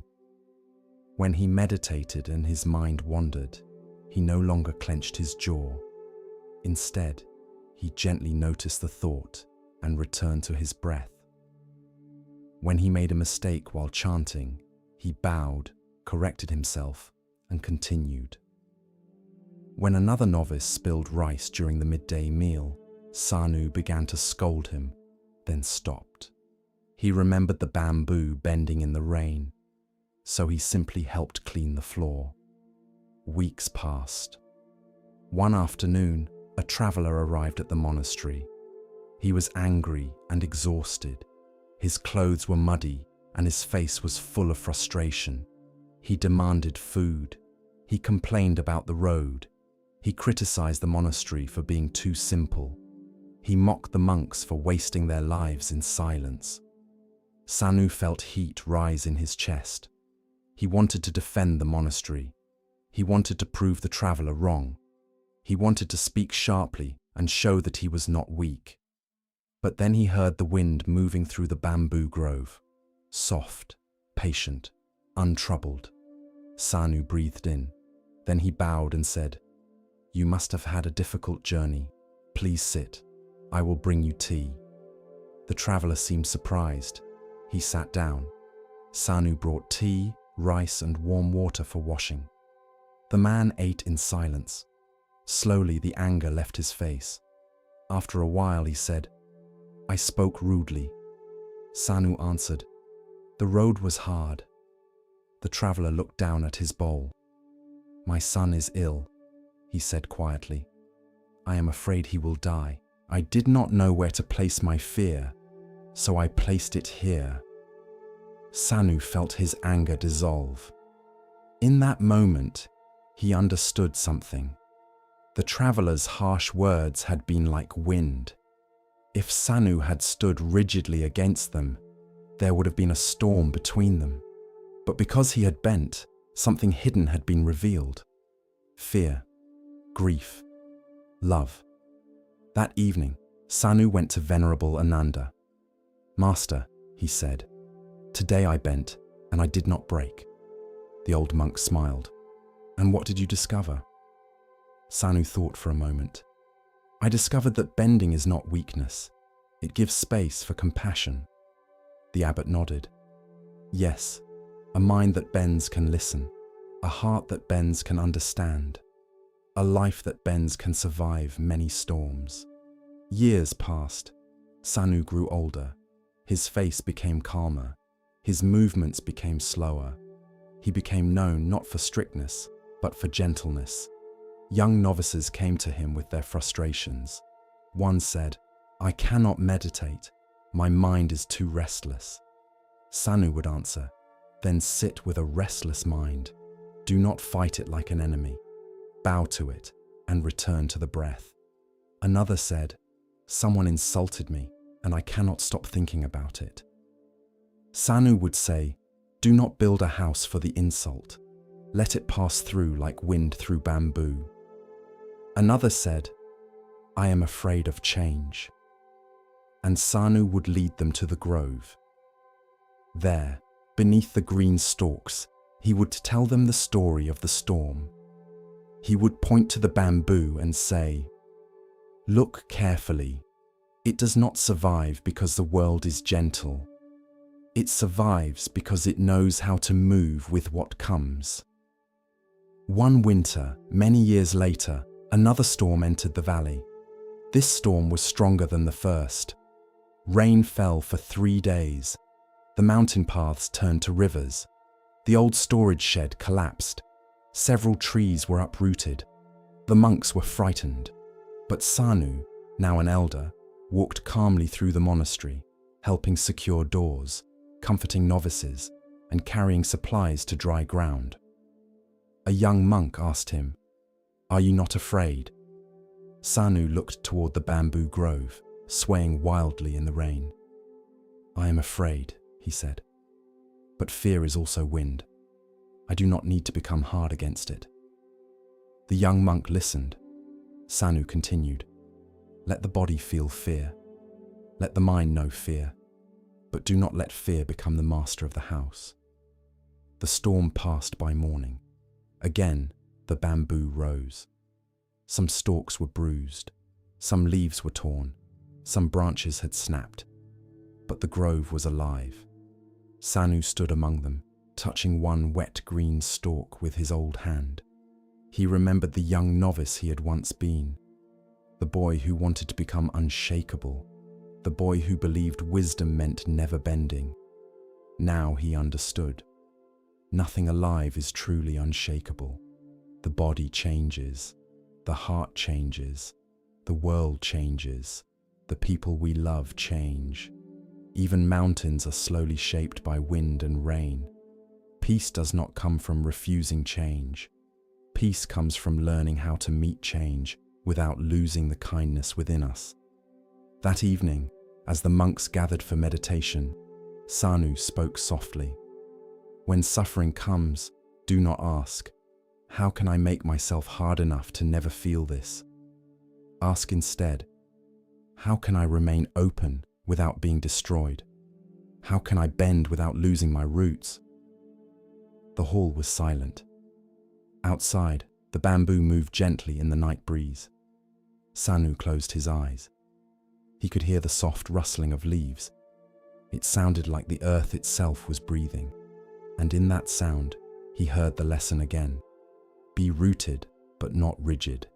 Be steady, but not stiff. Be strong, but not hard. For the storm does not ask our permission before it arrives. But if we learn to bend with wisdom, breathe with patience, and rise again with compassion, then even the fiercest winds can become part of the path. And like bamboo after rain, we may discover that what bowed low in the storm can still rise toward the light. Continuing along the path of Zen insight, we pause now to hear a teaching about perception and hidden value. Listen carefully to the next story. On the northern edge of an ancient forest, where rolling hills met the foothills of distant mountains, there stood a magnificent oak tree. It was older than anyone could remember. Generations had grown up beneath its branches. Children had climbed its sturdy limbs. Travelers had rested in its shade. Birds had built countless nests among its leaves. The villagers often said that the tree seemed eternal. It had survived storms, droughts, harsh winters, and scorching summers. Year after year, it remained, steady, strong, reliable. To many people, it appeared unchanging. Yet the tree knew a secret. Every year, it had to let go. Among the villagers lived a young man named Daichi. Unlike the great oak, Daichi struggled with letting go. He held tightly to almost everything. Old disappointments, past mistakes, broken friendships, lost opportunities. Even possessions he no longer needed filled his small home. He kept old clothes he never wore, letters he never read, objects he never used. Every item seemed connected to a memory. Every memory felt impossible to release. Whenever something ended, Daichi resisted. Whenever life changed, he suffered. Deep down, he believed that holding on would somehow protect him. Yet the opposite seemed true. The more tightly he clung to things, the heavier his life became. One autumn afternoon, after another day spent worrying about the past, Daiichi wandered into the forest. The air was cool, the sunlight softer than summer. Leaves drifted lazily through the sky. Gold, amber, crimson. The entire forest seemed painted with color. Eventually he reached the great oak. Its enormous branches stretched overhead. Thousands of leaves still covered the tree, yet many had already begun to fall. Daiichi sat beneath it. For a while he simply watched. A breeze moved through the branches. Several leaves detached and floated downward. None seemed to resist. None appeared afraid. They simply released their grip and drifted gently toward the earth. As he watched, an elderly monk approached along the forest path. Daiichi recognized him immediately. It was Venerable Soren, a teacher who occasionally visited the village. The monk smiled and sat beside him. Neither spoke for several minutes. The forest seemed to encourage silence. Finally, Soren asked, "What brings you here today?" Daiichi sighed. "My mind." The old monk nodded. "A familiar visitor." The young man laughed softly.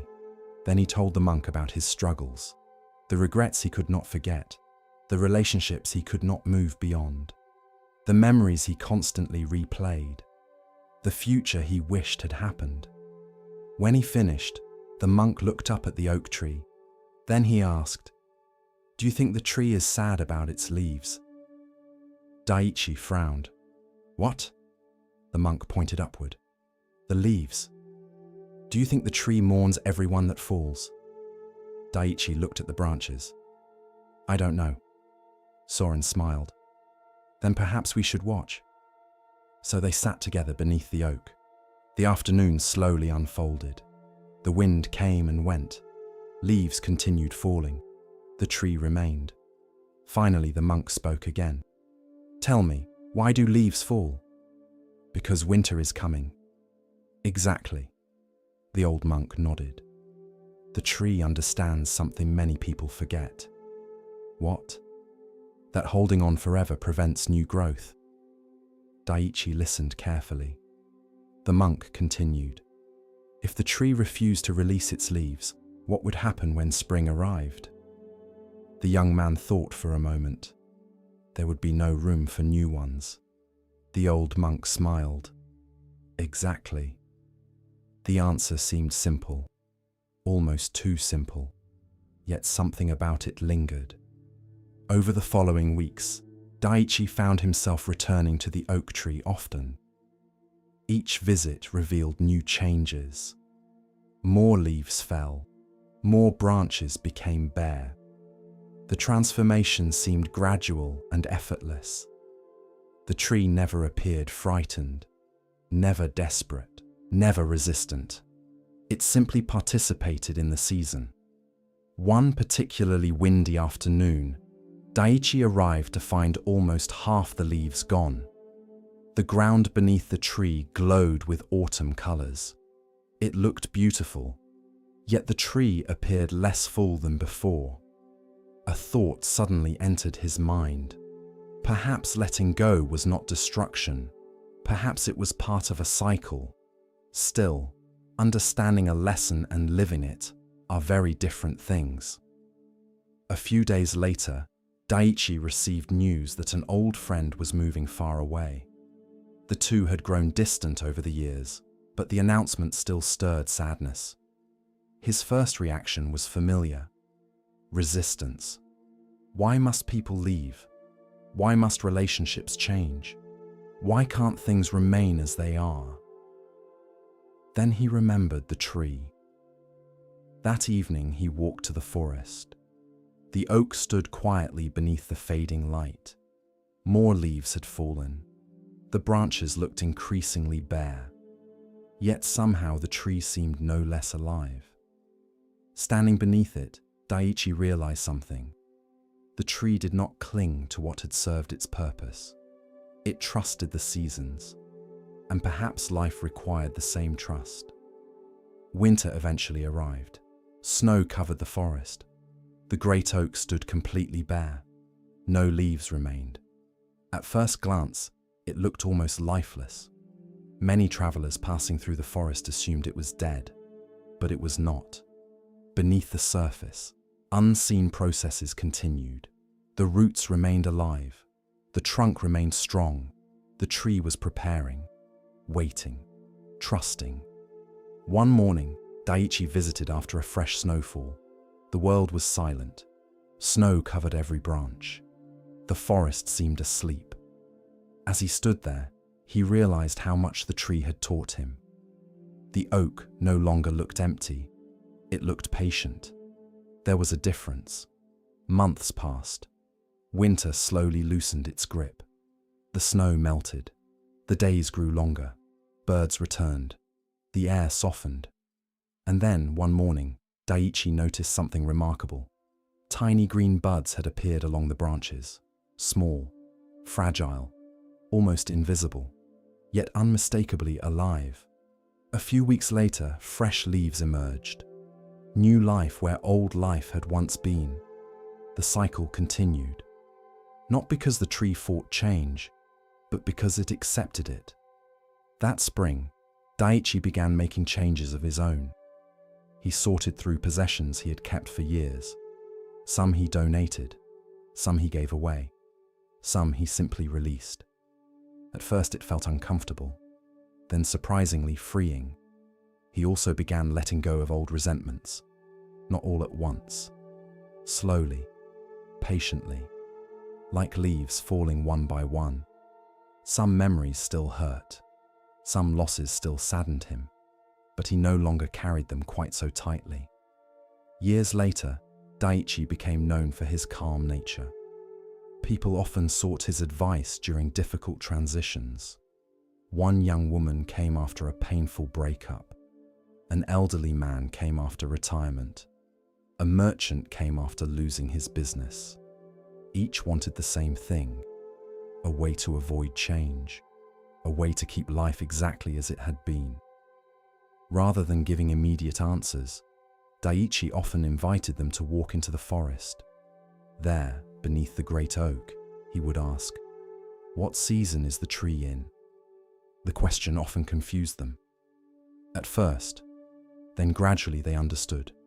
Life contains seasons. Some seasons bring growth, others bring endings. Some bring abundance, others require release. No season lasts forever. That is both the challenge and the gift. As an old man, Daiichi continued visiting the oak. One autumn evening, many decades after his first conversation with Venerable Soren, he sat beneath the tree once again. Leaves drifted gently around him. The setting sun painted the forest gold. He watched a single leaf detach from a branch high above. It spun slowly through the air, dancing, turning, floating. Eventually, it landed softly upon the earth. And in that moment, Daiichi understood the lesson more deeply than ever before. The leaf did not fail. The tree did not lose. Nothing had gone wrong. The leaf had simply completed its time.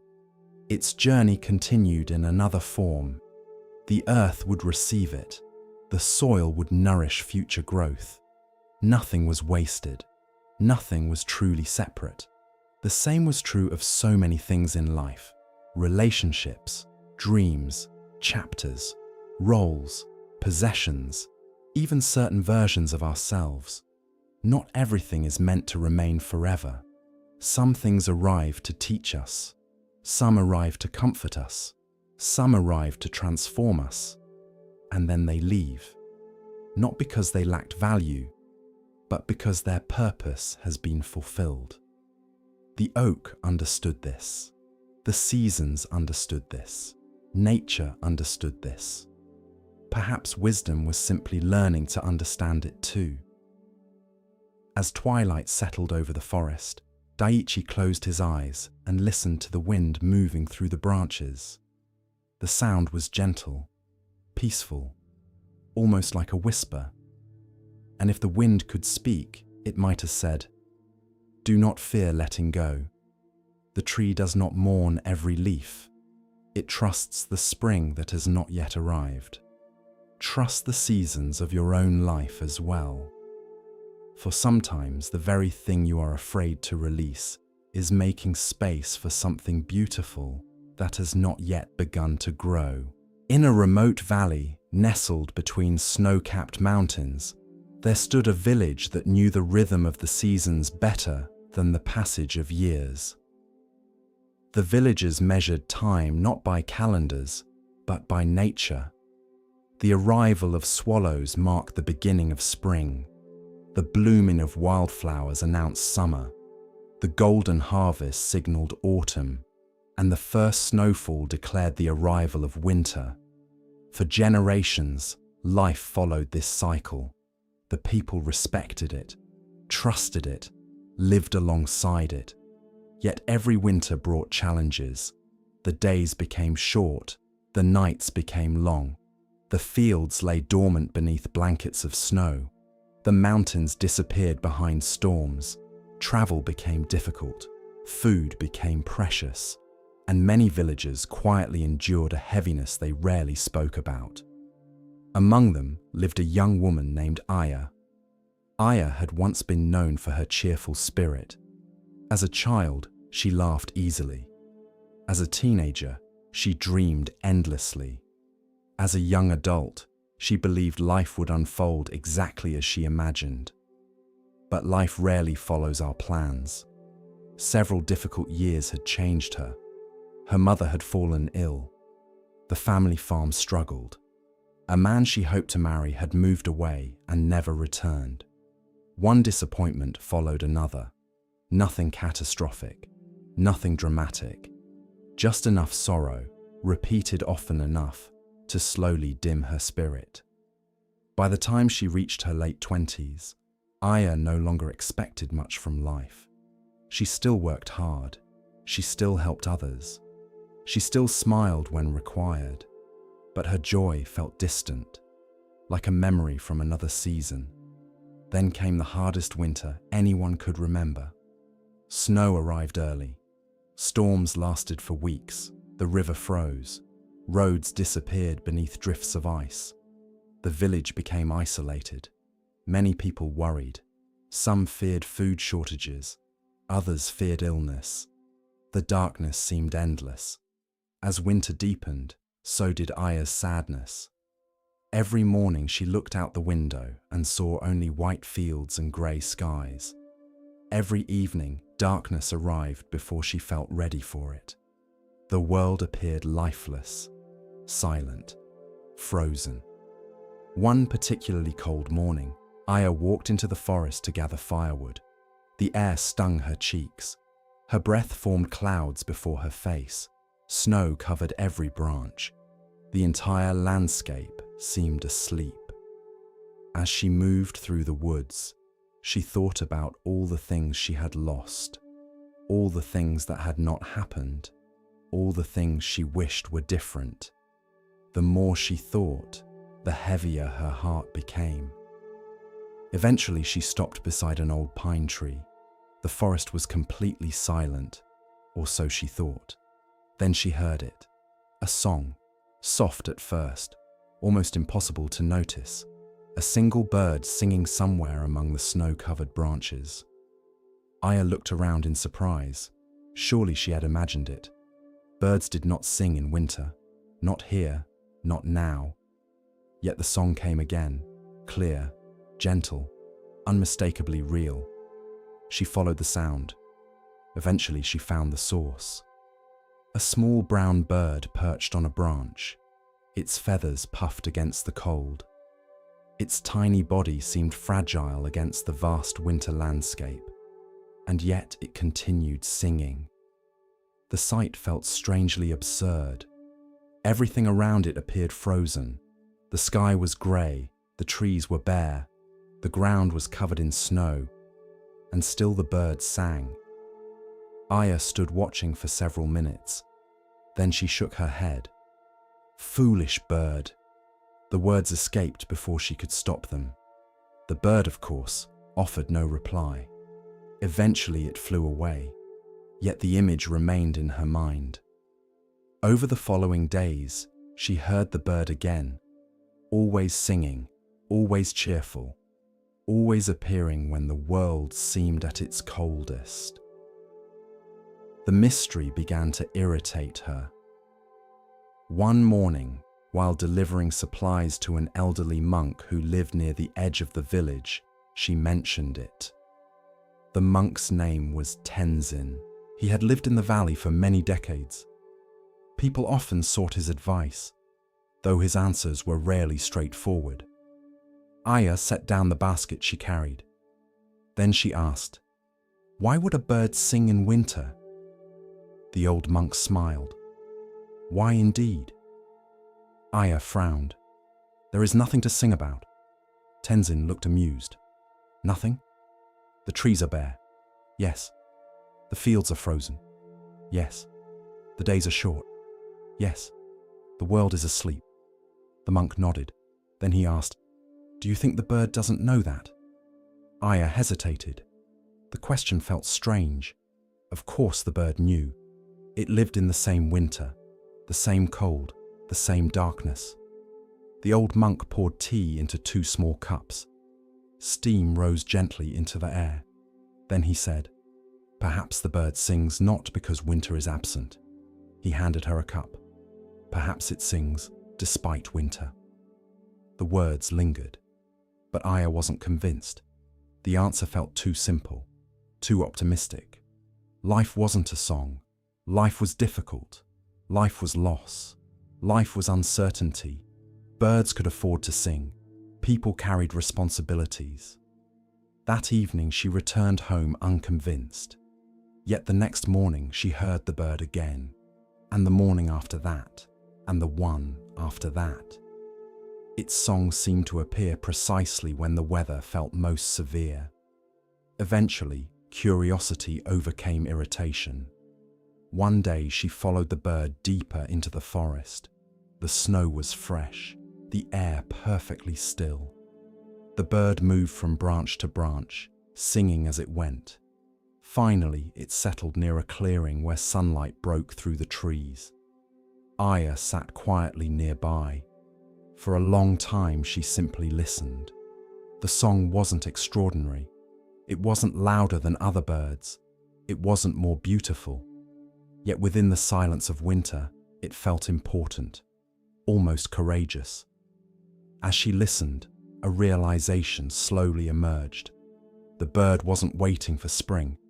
It wasn't postponing its song until conditions improved. It wasn't saying, "I will sing when the snow melts. I will sing when the flowers return.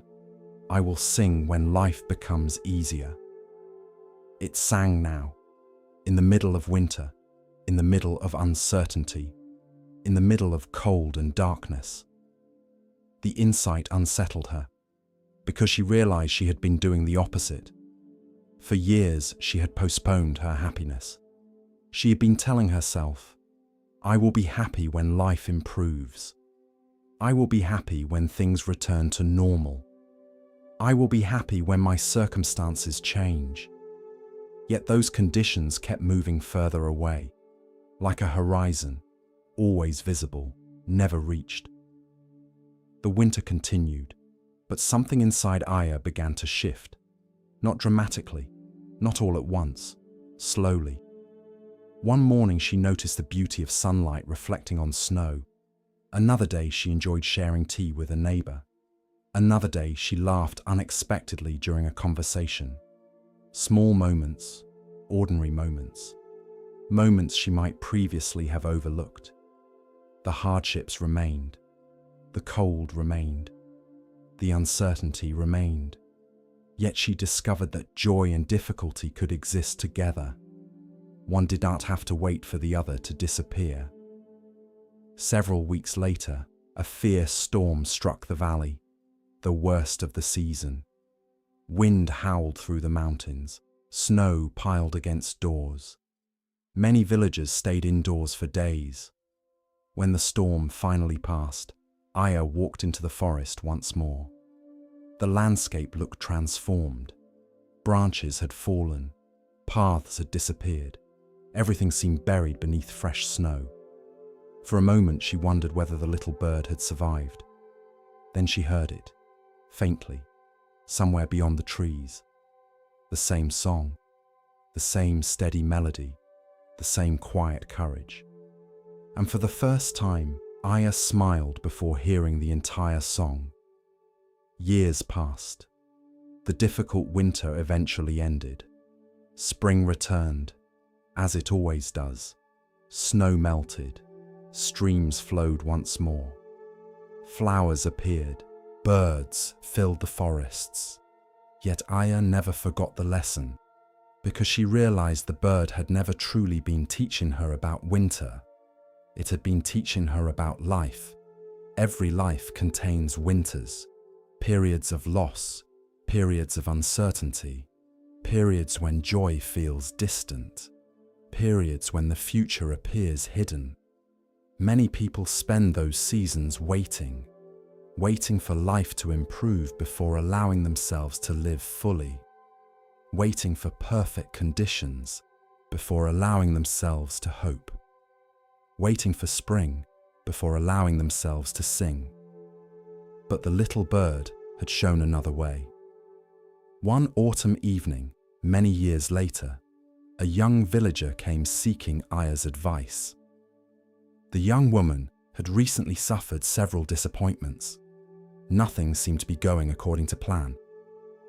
"I feel stuck," she admitted. "I keep waiting for things to get better." Aya listened quietly. Then she smiled. "Let me tell you about a bird." The young woman looked confused, but Aya continued.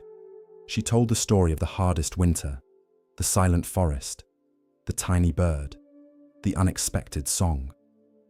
When she finished, the young woman sat quietly for a long time. Then she asked, "So, what was the lesson?" Aya looked toward the mountains. The evening sky glowed softly above them. Then she answered, "The bird never waited for spring to begin singing." Silence followed. Then understanding slowly appeared on the young woman's face. Years later, long after Aya herself had grown old, people in the valley still told the story. Children learned it. Travelers carried it to distant places. And every winter, whenever someone heard a bird singing unexpectedly among the snow-covered trees, they remembered. Life will always contain winters. No one escapes them. Loss comes, change comes, disappointment comes. But joy does not belong only to spring. Peace does not belong only to easy seasons. Hope does not belong only to those whose lives are perfect. Sometimes the bravest thing we can do is sing anyway. Not because winter isn't real, not because suffering doesn't exist, but because the heart is capable of holding both sorrow and beauty at the same time. And perhaps that is the lesson of the bird. Do not wait for life to become perfect before allowing yourself to live. Do not wait for every problem to disappear before allowing yourself to smile. Do not wait for spring before allowing yourself to sing. The snow may still fall. The winds may still blow. The nights may still be long. Yet somewhere within you, a song remains. And if a small bird can find its voice in the middle of winter, perhaps we can too. As we drift deeper into the still waters of Zen, a quiet teaching begins to rise, one that speaks of clarity and of value not always seen. Listen gently now. The next story begins. Professor Daiichi was one of the most educated men in the kingdom. His reputation stretched far beyond the city where he taught. He had studied philosophy, history, poetry, mathematics, and religion. He had debated scholars, written books, delivered lectures to crowded halls. Students traveled great distances simply to hear him speak, and yet, despite all his knowledge, he was restless.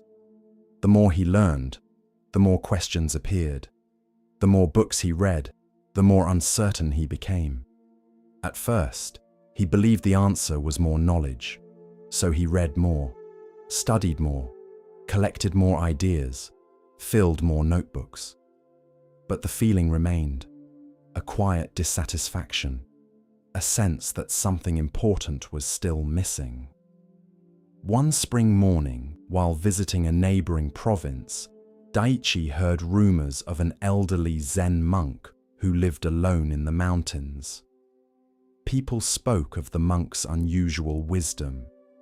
They said travelers often arrived seeking answers and departed strangely transformed. The stories intrigued the professor, not because he believed them, because he doubted them. Surely whatever wisdom this monk possessed could be explained, analyzed, and compared with existing philosophical traditions. Curious, he decided to visit. The journey took most of a day. The monk's hermitage stood high among cedar trees overlooking a valley. It was remarkably simple. A small wooden building, a stone path, a garden, a single wind chime hanging near the entrance. Nothing about it suggested extraordinary wisdom. The professor felt slightly disappointed. An old monk opened the door.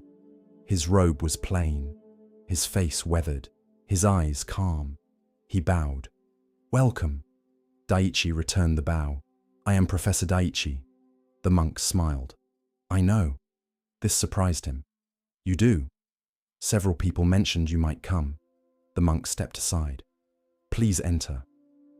Inside, the room contained very little. A low table, 2 cushions, a small shelf holding several worn books, a kettle warming over a charcoal fire. Nothing more. The simplicity felt almost uncomfortable. Daiichi was accustomed to libraries, stacks of manuscripts, rooms filled with information. This place felt empty. The monk gestured toward a cushion. They sat. For a while, neither spoke. Finally, the professor cleared his throat. "I have spent many years studying wisdom traditions." The monk nodded. "I have examined countless teachings." Another nod. "I have explored questions concerning suffering, meaning, and enlightenment." The monk smiled gently. "That is wonderful." Encouraged, Daiichi continued.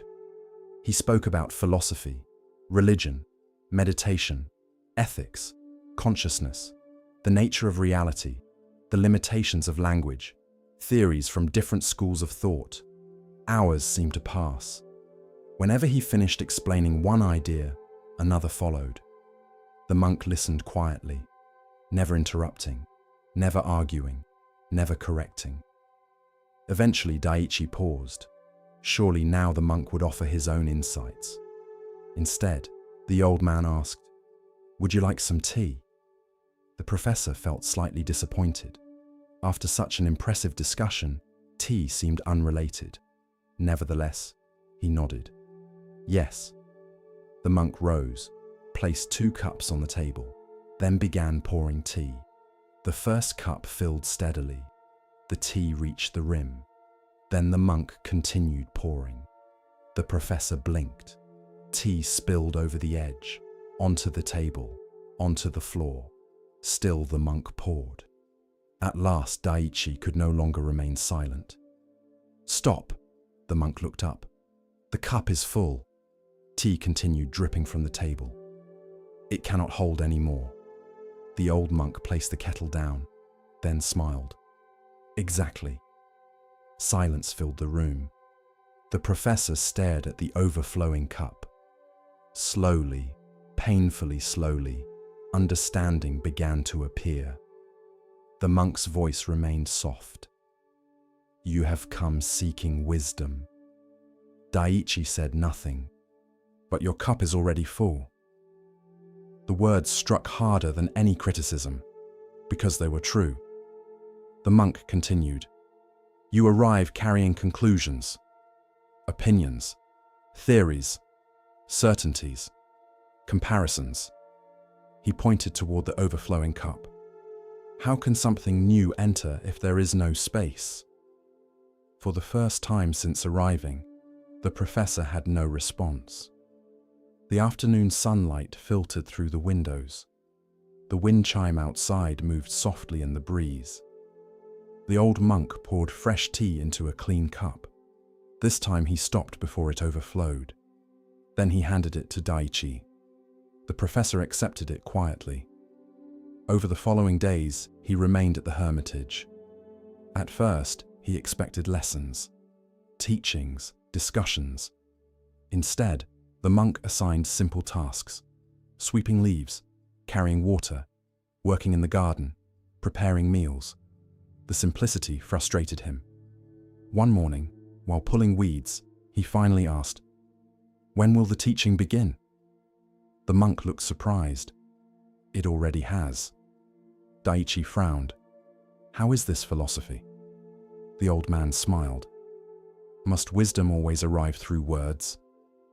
The professor had spent his entire life believing it did. Several days later, they worked together in the garden. The monk spent nearly 20 minutes observing a flower, not analyzing it, not categorizing it, simply observing. Eventually, Daichi asked, "What are you doing?" The monk replied, "Seeing." The answer seemed absurd.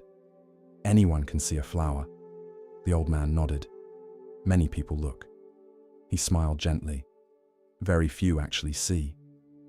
That night, Daichi reflected on the conversation. The monk possessed remarkably little formal education, yet there was something about him, a quality difficult to describe, a kind of spaciousness. The old man never seemed rushed, never seemed eager to prove anything, never seemed trapped by his own opinions. The professor began noticing how different this felt from his own mind. His thoughts constantly evaluated, compared, judged, categorized. Every experience became material for analysis, useful in some ways, exhausting in others. Weeks passed. One evening, they sat watching clouds move across the valley. Without warning, the monk asked, "What shape is that cloud?" The professor immediately answered, "A dragon." The monk nodded. A few moments later, he asked, "And now?" The cloud had shifted. "A horse." The monk smiled. "Interesting." Then they sat silently. Eventually, the old man spoke. "The cloud never became a dragon. It never became a horse. It simply changed." The professor listened. "We supplied the names." The words lingered. Suddenly he saw how often his mind operated this way. Reality appeared. Then labels followed. Good, bad, success, failure, important, unimportant, wise, foolish. The labels arrived so quickly he rarely noticed them, like a man mistaking his map for the landscape. One rainy afternoon, the monk handed Daichi a bowl. The bowl contained muddy water. Wait. Nothing else. Just wait. The professor sat holding the bowl. Minutes passed. Gradually the mud settled. The water became clear. When the monk returned, he asked, "What happened?" The mud settled. The monk nodded. "Did you force it?" "No." "Did you command it?" "No." The old man smiled. Some things become clear when left undisturbed. The lesson landed deeply. For years, Daichi had attacked every question aggressively, thinking harder, analyzing more, studying longer. Yet perhaps some forms of understanding emerged only when the mind became still. Months passed. The professor changed in ways difficult to measure. He did not become less intelligent. He did not abandon learning. He did not stop reading. Instead, something softened. He became more curious, less certain, more willing to listen, less eager to prove. One morning, shortly before his departure, he asked the monk, "What is the most important thing you have taught me?" The old man considered carefully. Then he answered, "Nothing." Daiichi laughed. "Nothing?" The monk nodded. "I simply helped you empty the cup a little." The professor smiled, because now he understood. Wisdom was not merely collecting ideas, it was creating space for understanding. Knowledge filled shelves. Wisdom required openness. Knowledge accumulated. Wisdom listened. Knowledge often said, "I already know." Wisdom asked, "What am I missing?" On the day he left, the monk walked with him to the edge of the mountain path. The valley stretched below them. Birds moved through the morning sky. The world felt larger than it once had. Not because new information had been added, because space had been created. Before departing, Daiichi bowed deeply. "How will I know if my cup is becoming full again?" The old monk smiled. "You will start believing you already understand everything." The professor laughed. Then he began the journey home. Years later, his students noticed a remarkable change. The famous scholar still taught, still wrote, still studied. Yet now he listened more than he spoke, asked more questions than answers. And whenever a student became overly confident in their own knowledge, Daiichi would quietly serve tea, then tell a story about a cup, a kettle, and a mountain monk. Because perhaps the greatest obstacle to wisdom is not ignorance. It is the belief that we already know. A full cup cannot receive. A closed hand cannot accept a gift. A certain mind cannot discover anything new. The Buddha often encouraged beginner's mind, a mind willing to see clearly rather than merely confirm what it already believes. Such a mind remains fresh, curious, flexible, alive.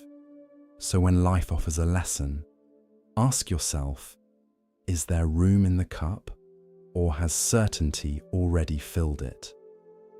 For sometimes the first step toward wisdom is not learning something new. It is creating enough emptiness for understanding to enter.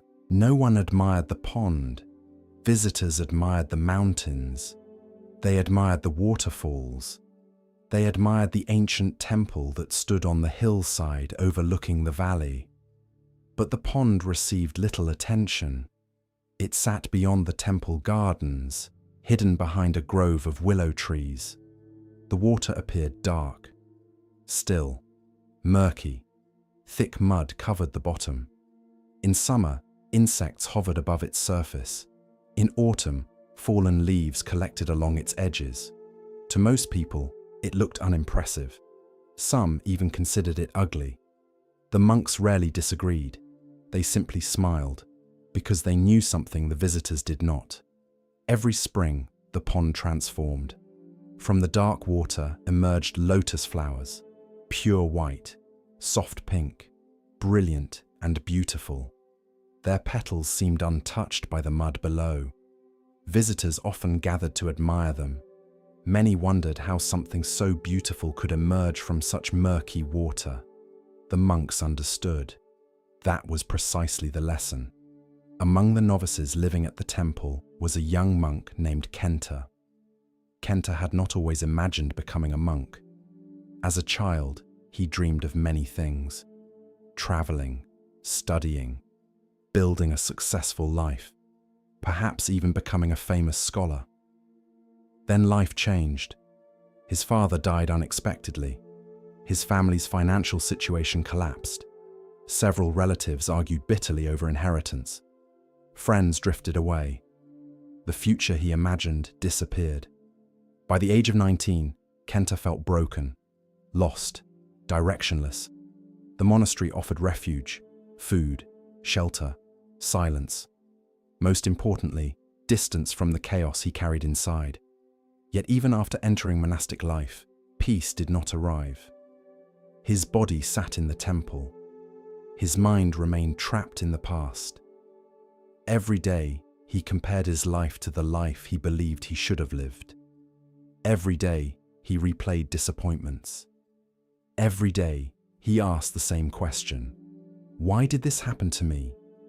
Other novices seemed happier, more stable, more focused. Kenta felt damaged. One spring morning, after a particularly difficult meditation session, he walked alone through the temple grounds. The sky was grey. Rain threatened. His thoughts felt heavy. Eventually, he found himself standing beside the pond. The water looked especially dark that morning. Mud churned near the surface after several days of rain. The sight matched his mood perfectly. Ugly, he muttered. An elderly monk standing nearby heard him. His name was Master Jen, the oldest monk in the monastery. He smiled. The pond? Kenta nodded. Look at it. The old monk stepped closer. What do you see? Mud. What else? Dirty water.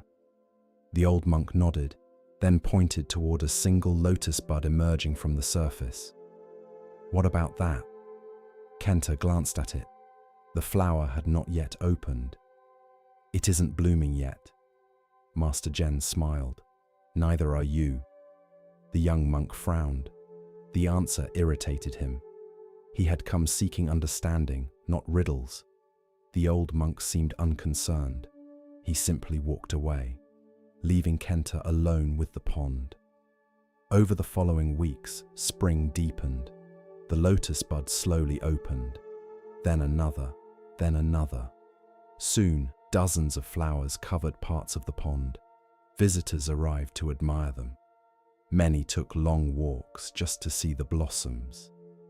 Kenta found himself returning frequently, not because he loved flowers, because he couldn't stop thinking about the old monk's words. Neither are you. One afternoon, while helping in the garden, he finally asked Master Jen directly, "What did you mean?" The old monk continued trimming a shrub. "The lotus. What about it?" "It grows from mud." Kenta nodded. "I know." The monk smiled. "Most people stop there." The young novice waited. The old monk continued.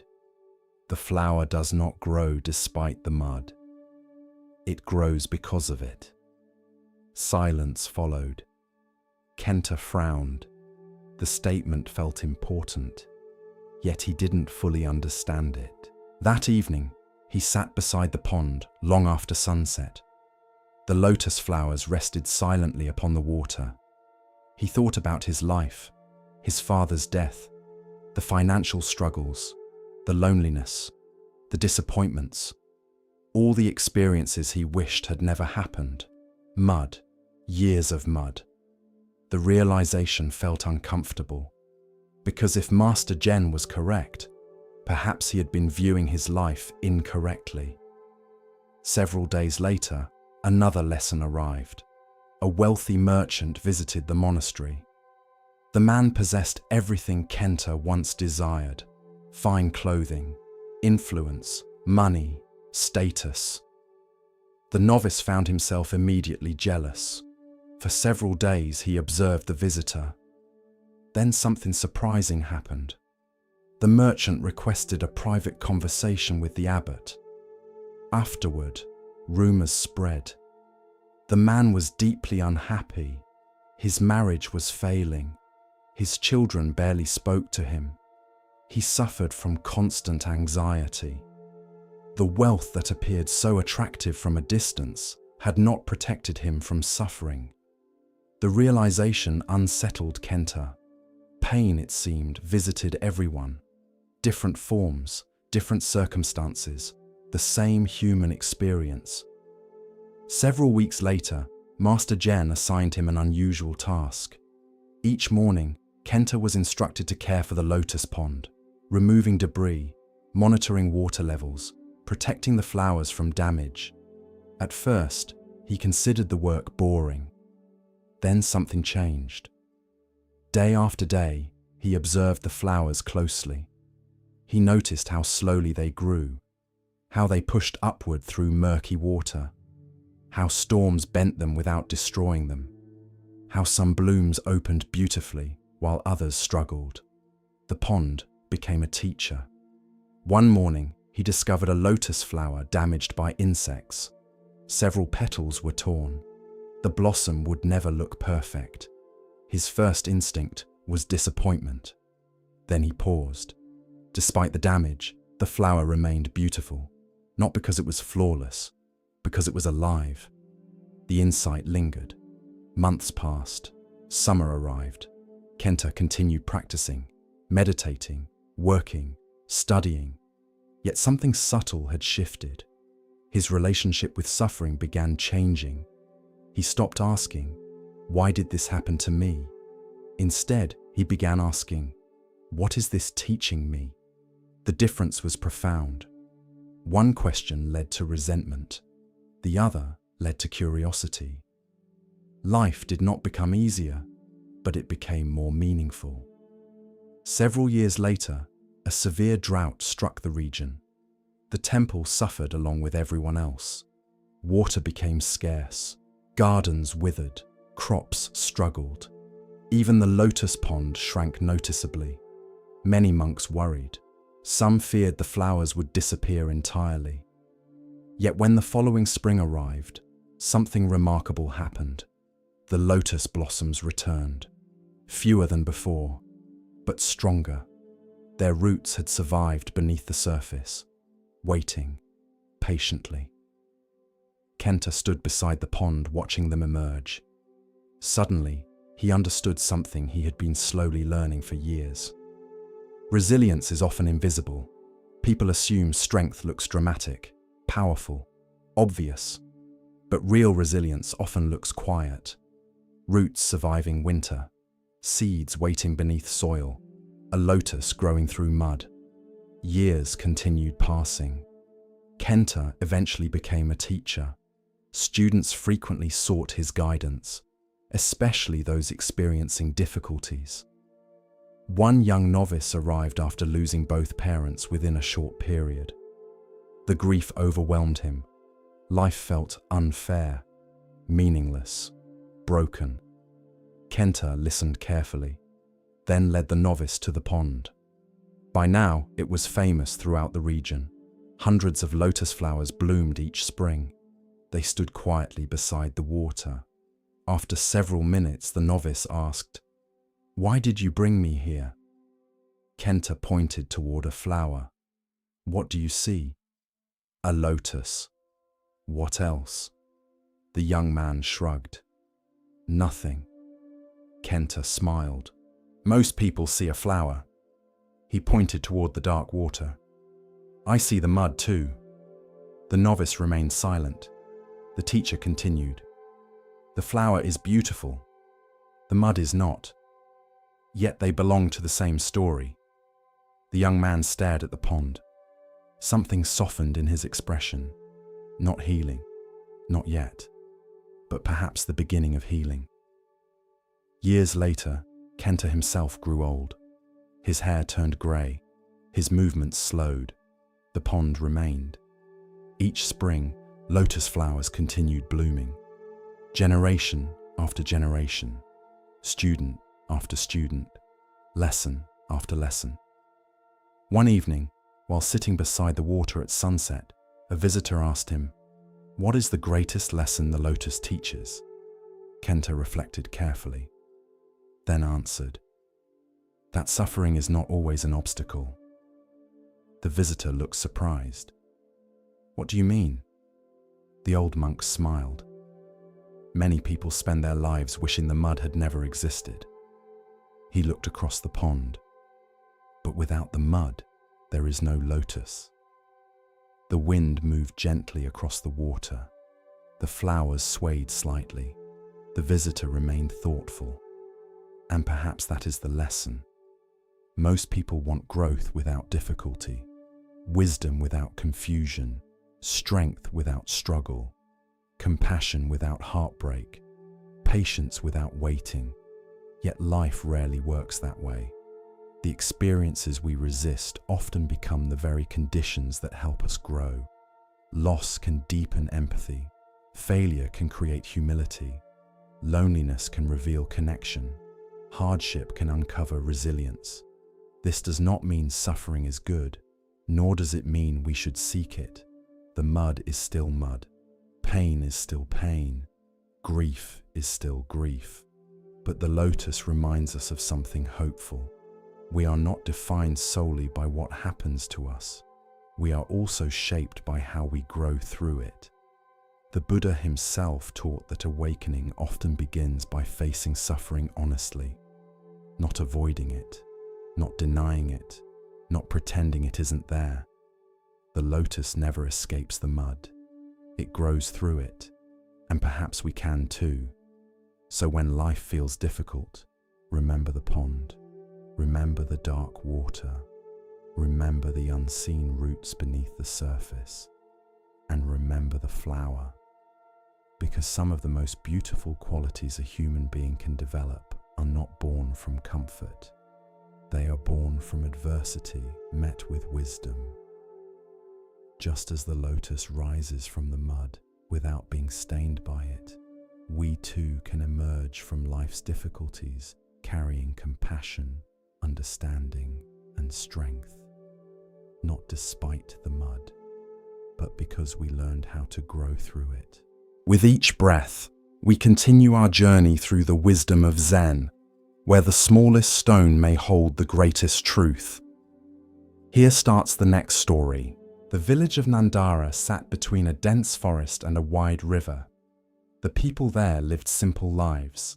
They farmed, fished, raised families, shared stories beside evening fires. Most days passed peacefully, yet like all villages, Nandara carried its share of fears. Fear of drought, fear of illness, fear of loss, fear of the unknown. The villagers rarely spoke about fear directly. Instead, they spoke about dangers, threats, possibilities, warnings. But beneath many conversations, fear quietly shaped the way people saw the world. Among the villagers lived a young man named Toma. Toma was intelligent, hard-working, and cautious, very cautious. Some people called him wise, others called him anxious. The difference was often difficult to see. Toma believed caution kept him safe, so he questioned everything, double-checked everything, prepared for every possibility. He imagined dangers before they arrived. He planned responses before they were needed. The habit helped him sometimes, but it also exhausted him. His mind rarely rested. Every shadow contained risk. Every uncertainty contained threat. Every unfamiliar situation demanded suspicion. Though he appeared calm on the outside, his thoughts often raced beneath the surface. One evening, after visiting a neighboring village, Toma began walking home through the forest path. The route was familiar. He had traveled it many times. The sun had already disappeared. Twilight filled the trees. Long shadows stretched across the ground. Birdsong faded. The forest grew quiet. Toma quickened his pace. Not because he feared the forest. At least, that is what he told himself.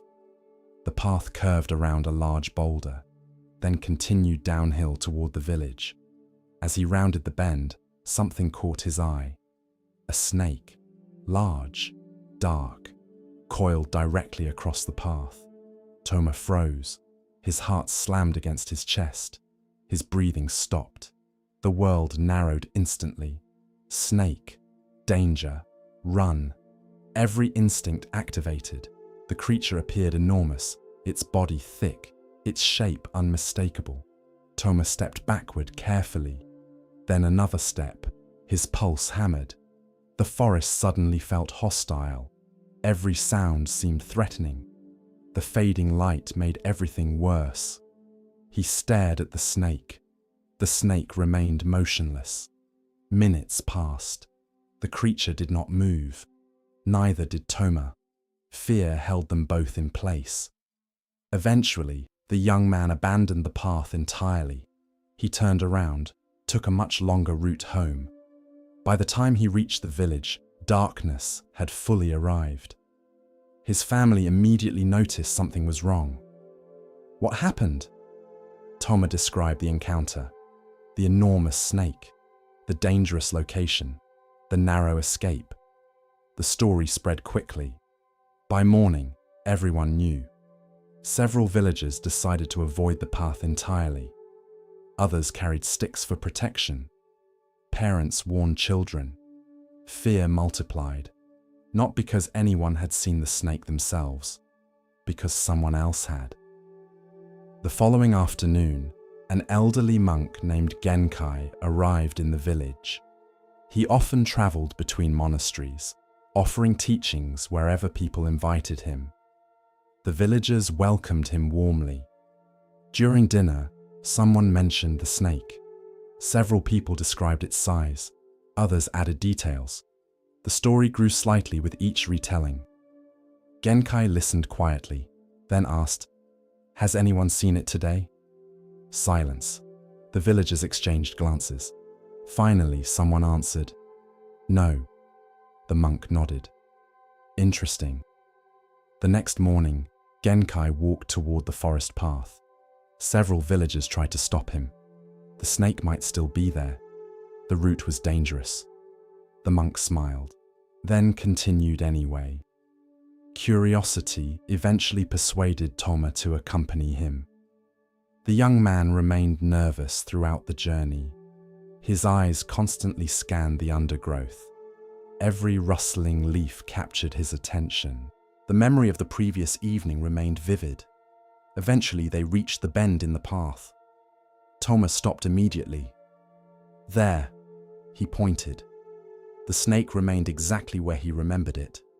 Dark, coiled, dangerous. The monk looked carefully, then calmly walked forward. Toma nearly shouted. "Stop!" Genkai continued. The young man watched in horror. The monk reached the snake, bent down, then lifted it from the ground. Toma stared, speechless. The snake dangled harmlessly from the monk's hands. Because it was not a snake, it was a rope. Old, weathered, darkened by rain and dirt, but undeniably a rope. The realization struck like lightning. Toma stood frozen. His fear had felt completely real. His racing heart, his panic, his certainty, all real. Yet the snake never existed. Only the rope existed. The monk smiled gently. "What frightened you?" Toma swallowed hard. "The rope." Genkai shook his head. "No." The young man frowned. "What do you mean?" The monk laid the rope beside the path. The rope caused confusion. He looked kindly at Toma. "Your mind created the snake." The words lingered long after they returned to the village. For several days, Toma could think of little else. His fear had been genuine, yet its object had been imaginary. How many other fears operated the same way? The question unsettled him, because he suspected the answer might be uncomfortable. Weeks later, another incident occurred. A merchant failed to arrive when expected. Toma immediately imagined problems, accidents, robbery, disaster. The familiar cycle began. Then he remembered the rope. He paused, took a breath, and waited. The merchant arrived the next morning, delayed by rain, nothing more. Again, the mind had created a snake. Months passed, the lesson deepened. One day, a friend failed to return a greeting. Toma instantly assumed offense. Perhaps the friendship had changed. Perhaps resentment existed. Perhaps something was wrong. Then he remembered the rope. The following day, he discovered the friend simply hadn't heard him. Another snake vanished. The pattern appeared everywhere. A strange pain became a serious illness. Until it wasn't. A delayed letter became terrible news. Until it wasn't. An uncertain future became certain catastrophe. Until it wasn't. Again and again, the mind filled gaps with fear. The rope became a snake. One winter evening, Toma visited Genkai.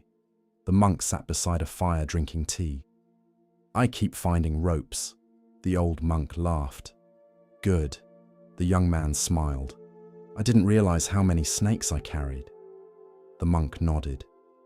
Most people don't. Silence settled between them. The fire crackled softly. Finally, Toma asked, "Why does the mind do this?"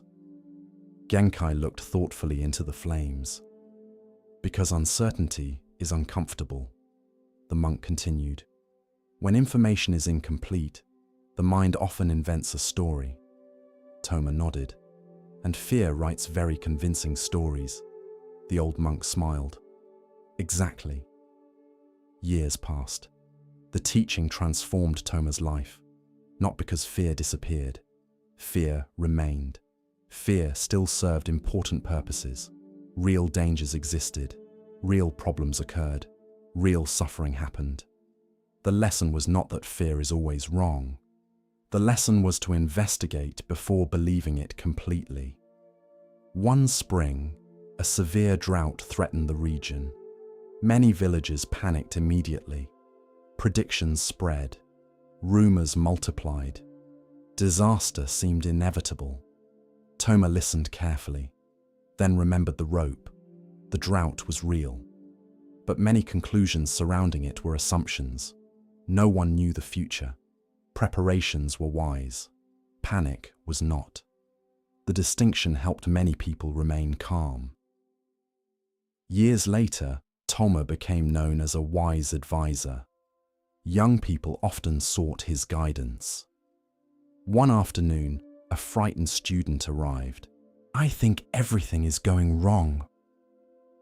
The young man described work problems, relationship concerns, financial worries, health fears, an endless collection of anxieties. Toma listened patiently, then asked, "Which of these are happening right now?" The student paused. Several concerns were real. Many were possibilities. Others were pure imagination. The realization slowly appeared. The old teacher smiled, then shared the story of the rope. The student laughed, then grew thoughtful, then quiet, because everyone eventually discovers their own ropes. Late in life, Toma returned to the forest path. The trees had grown taller. The village had changed. Many people from the original story were gone. The path remained. The bend remained. The memory remained. He stood where he once froze in terror. The place looked ordinary, peaceful, almost beautiful. The irony made him smile. For a while he simply listened. Wind moving through leaves, birds calling in the distance, water flowing somewhere beyond the trees. Then he remembered something important. The fear had been real. The snake had not. That distinction mattered. Many people dismiss fear entirely after discovering an illusion. The Buddha's teaching was more subtle. The suffering was real. The experience was real. The misunderstanding was real. Only the snake was false. And perhaps that is the lesson. Much of human suffering arises not from reality itself, but from mistaken perception. We imagine rejection where none exists, failure where none exists, danger where none exists. We create stories, then react to those stories as though they are facts. The rope becomes a snake, the shadow becomes a threat, the uncertainty becomes a catastrophe. Wisdom does not require eliminating fear. Wisdom requires seeing clearly, looking again, investigating, questioning assumptions. The Buddha often taught that clear seeing dissolves many forms of suffering naturally, not through force, not through denial, through understanding. The rope remains a rope, the snake disappears, and with it, much unnecessary fear. So the next time anxiety appears, pause. Look carefully. Ask yourself, what do I actually know? What am I assuming? What is the rope? What is the snake? Because sometimes the thing that frightens us most exists only in the darkness of misunderstanding. and a little light changes everything. The path of Zen unfolds like morning mist, soft and patient. In this next tale, we are invited to see, beyond appearance, into essence. Listen carefully to the next story. The sea had fed the village for generations.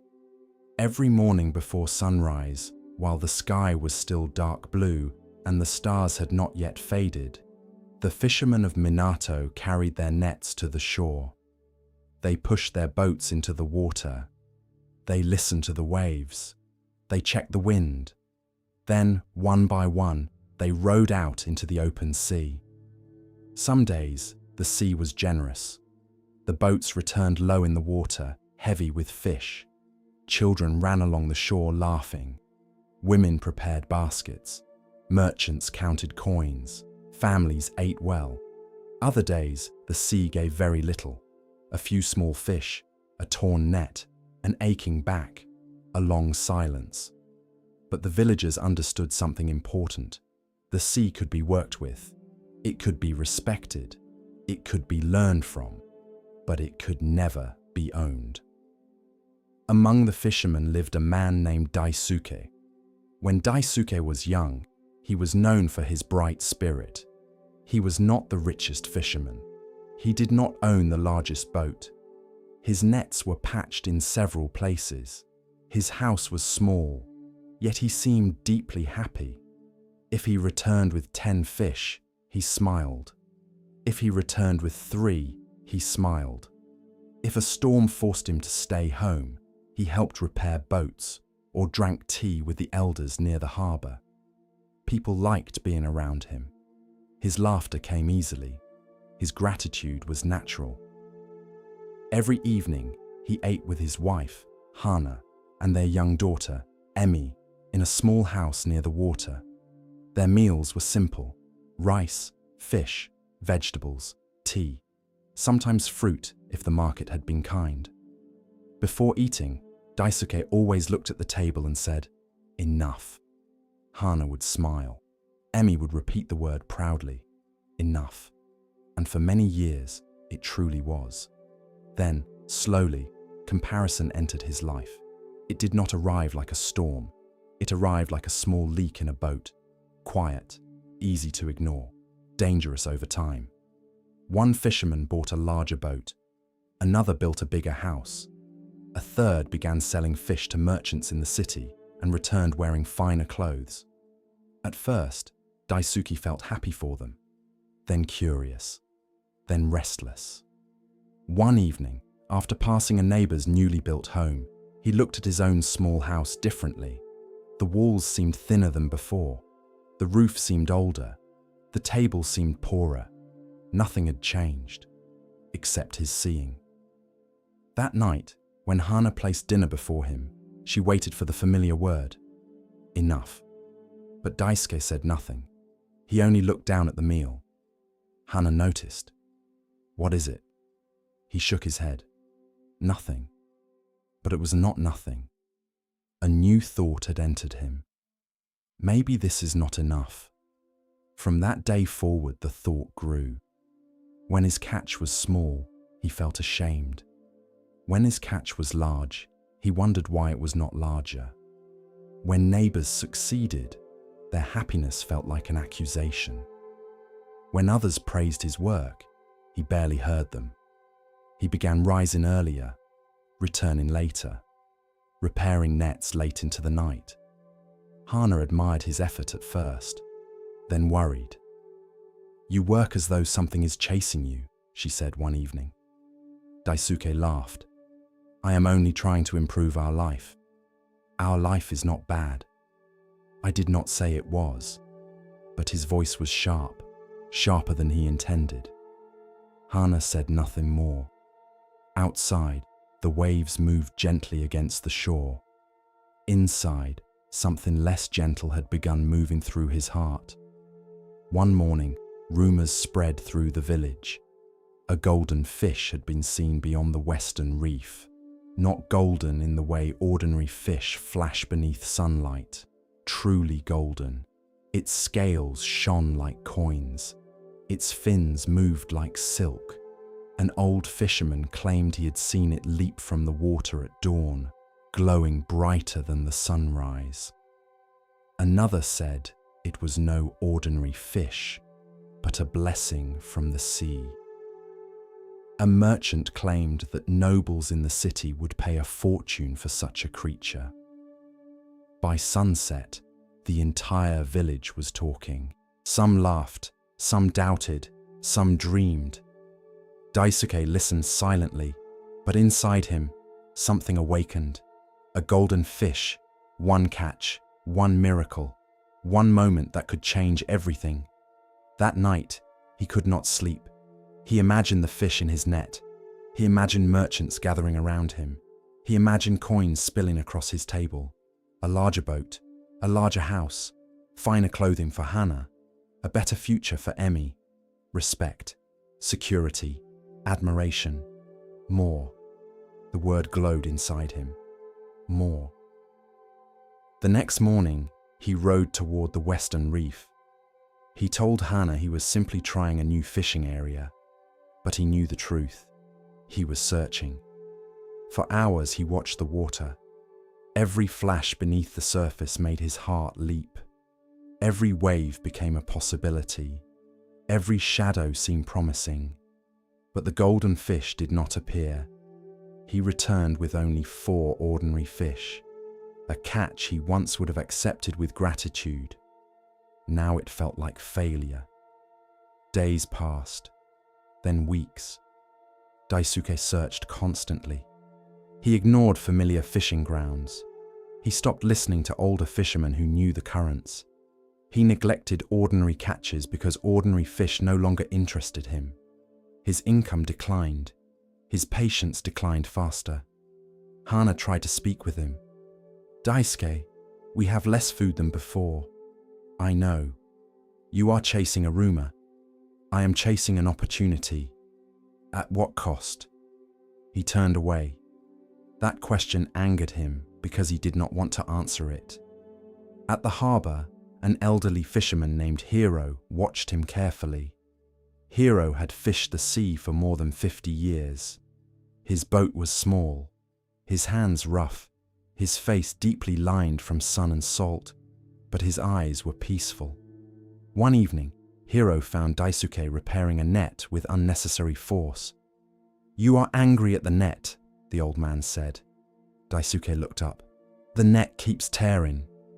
"Perhaps it is tired of chasing dreams." Daisuke frowned. "I do not need riddles." Hiro sat beside him anyway. For a while, neither spoke.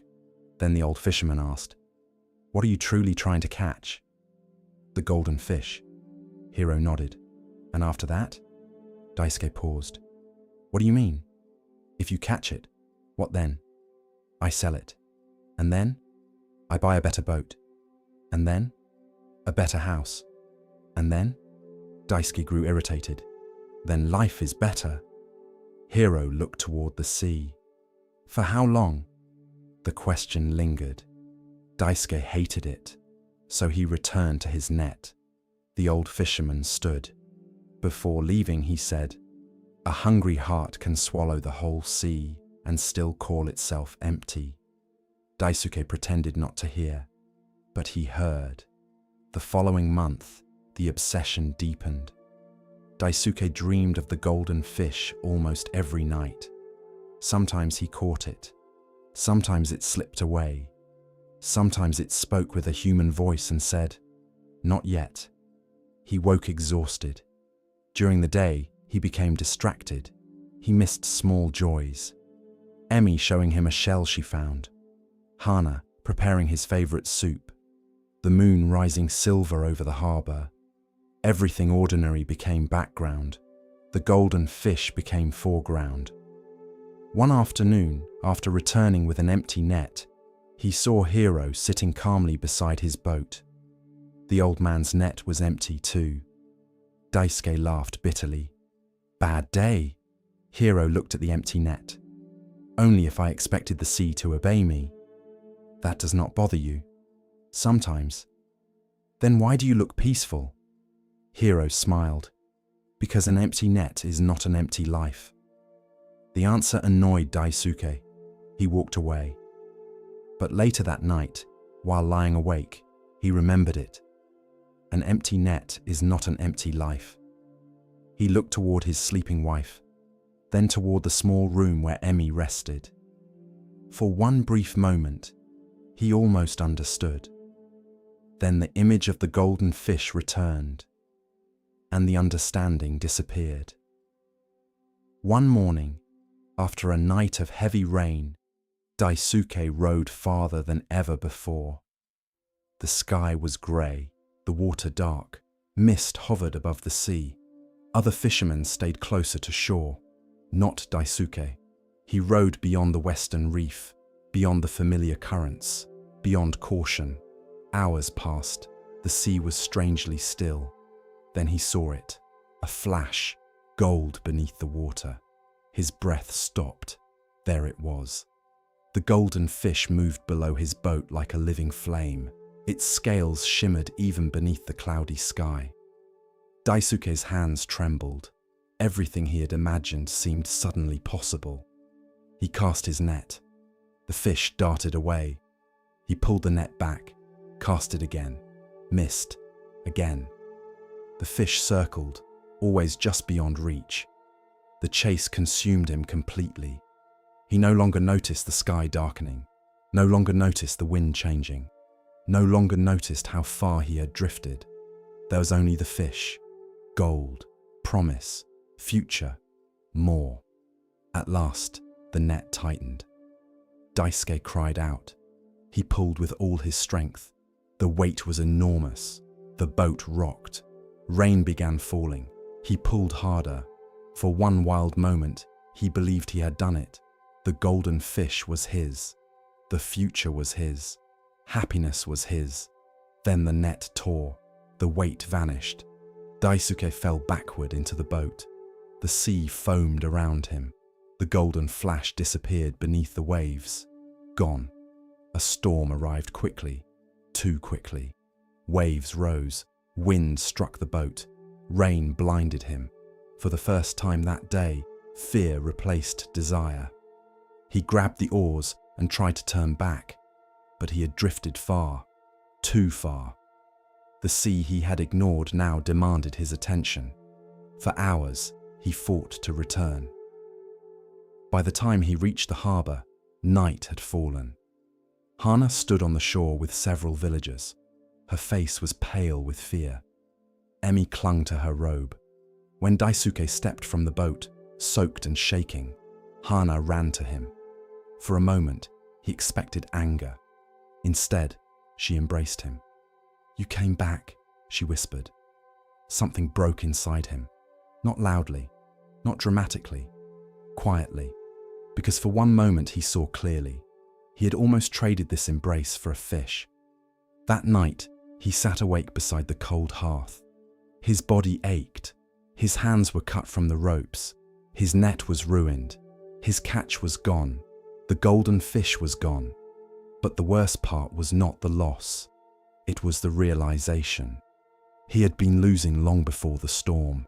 Losing meals, losing laughter, losing peace, losing the ability to say enough. The next morning, he carried his torn net to Hiro. The old fisherman was sitting beside the harbour, as if waiting. Daisuke placed the net down. "I saw it," Hiro nodded. "The golden fish?" "Yes. And? I almost caught it." The old man looked at him carefully. "Almost?" Daisuke lowered his head. "It tore the net." Hiro said nothing. Daisuke continued. "I thought catching it would make my life full." His voice grew quieter, but chasing it made everything empty.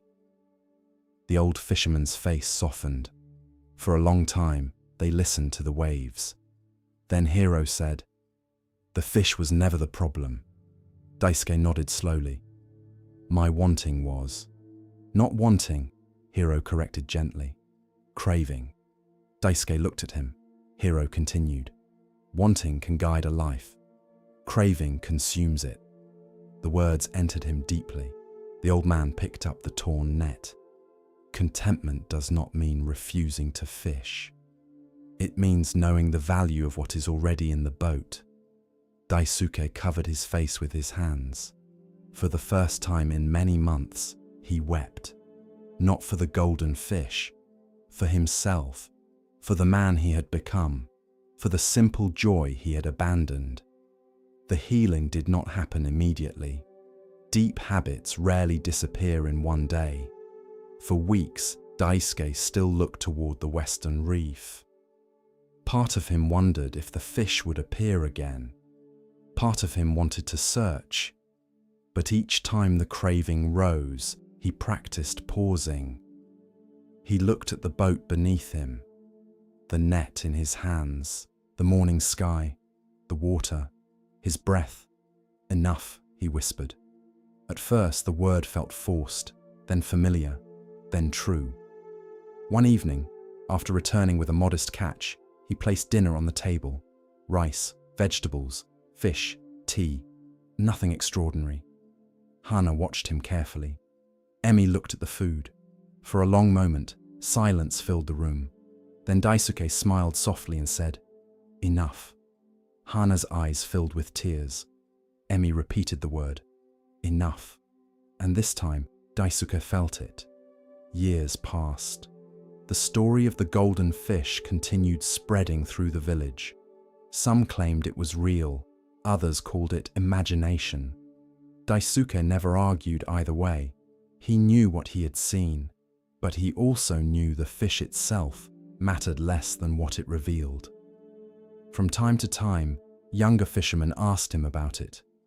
One ambitious young man once said, "If I saw it, I would catch it." Daisuke smiled. "Perhaps. You would not try again?" The older fisherman looked toward the sea, then answered, "I still fish." "But not for that." Daisuke paused. "I fish for what the sea gives." The young man frowned. "That sounds small." Daisuke laughed gently. "It only sounds small to a hungry mind." Late in life, Daisuke often sat beside Hiro's old place near the harbor. Hiro had passed away years before, but his words remained like stones worn smooth by waves. An empty net is not an empty life. A hungry heart can swallow the whole sea and still call itself empty. Wanting can guide a life. Craving consumes it. Daisuke understood them now, not as clever sayings, as lived truth. One sunset, Emi, now grown, sat beside him. She had a child of her own. The little boy played with shells near the water. Emi looked at her father. "Do you regret chasing it?" Daisuke watched the sea. For a long time he said nothing. Then he answered, "Yes." She waited. "And no." Emi smiled slightly. "That sounds like something old Hiro would say." Daisuke laughed. "Perhaps he finally taught me." He looked toward the horizon. "I regret the pain I caused, the time I lost, the way I forgot what mattered." He paused. "But if I had never chased the golden fish, perhaps I would never have seen the emptiness in my own heart." The waves moved gently against the shore. So even that became a teacher. As darkness settled, the sea reflected the first stars. The boy ran toward them, holding a small shell. "Grandfather, look!" Daisuke took it carefully. It was ordinary, brown and white, chipped along one edge, the kind of shell he had ignored thousands of times. But this time he looked closely. Its spiral, its smoothness, its quiet beauty. He smiled. Beautiful. The child beamed. And in that simple moment, Daisuke felt richer than he ever had while dreaming of gold. And perhaps that is the lesson. Greed rarely begins as greed. It begins as comparison, as restlessness, as the thought that what we have is not enough because someone else appears to have more. Then craving enters. It promises happiness later, after the next catch, after the next purchase, after the next achievement, after the golden fish. But the promise keeps moving. The Buddha taught that craving is one of the roots of suffering. Not because desire itself is evil. Desire can help us grow, learn, build, and care. But craving is different. Craving says, "This moment is worthless unless it gives me what I want. This life is incomplete unless I possess what I lack. This ordinary blessing does not matter because something greater might be out there. And so the net may be full, yet the heart feels empty." Contentment is not laziness. It is not giving up. It is not refusing improvement. Contentment is the ability to see clearly what is already here: the meal, the home, the breath, the people who love us, the ordinary catch, the morning sea. Enough. A person may still fish, still work, still dream, still grow, but without letting craving devour the present. The golden fish may exist, or it may not, but either way, a life spent chasing it can become poorer than a life lived gratefully with ordinary fish. So when your mind says more, pause. Look into your net. Look around your table. Look at the people beside you. Ask gently, is my life truly empty, or have I simply forgotten how to see what is already here? For sometimes the greatest treasure is not the golden fish we finally catch. It is the quiet freedom of no longer needing it to feel whole. In the hush of understanding, Zen offers us another glimpse of what it means to recognize worth not by weight or shine, but by presence. Here starts the next story. Far beyond the great rivers and trade roads, hidden between steep mountains, stood a small village known as Echo Valley. The village itself was ordinary. Simple wooden homes, terraced fields, a winding stream, a stone bridge crossing the water.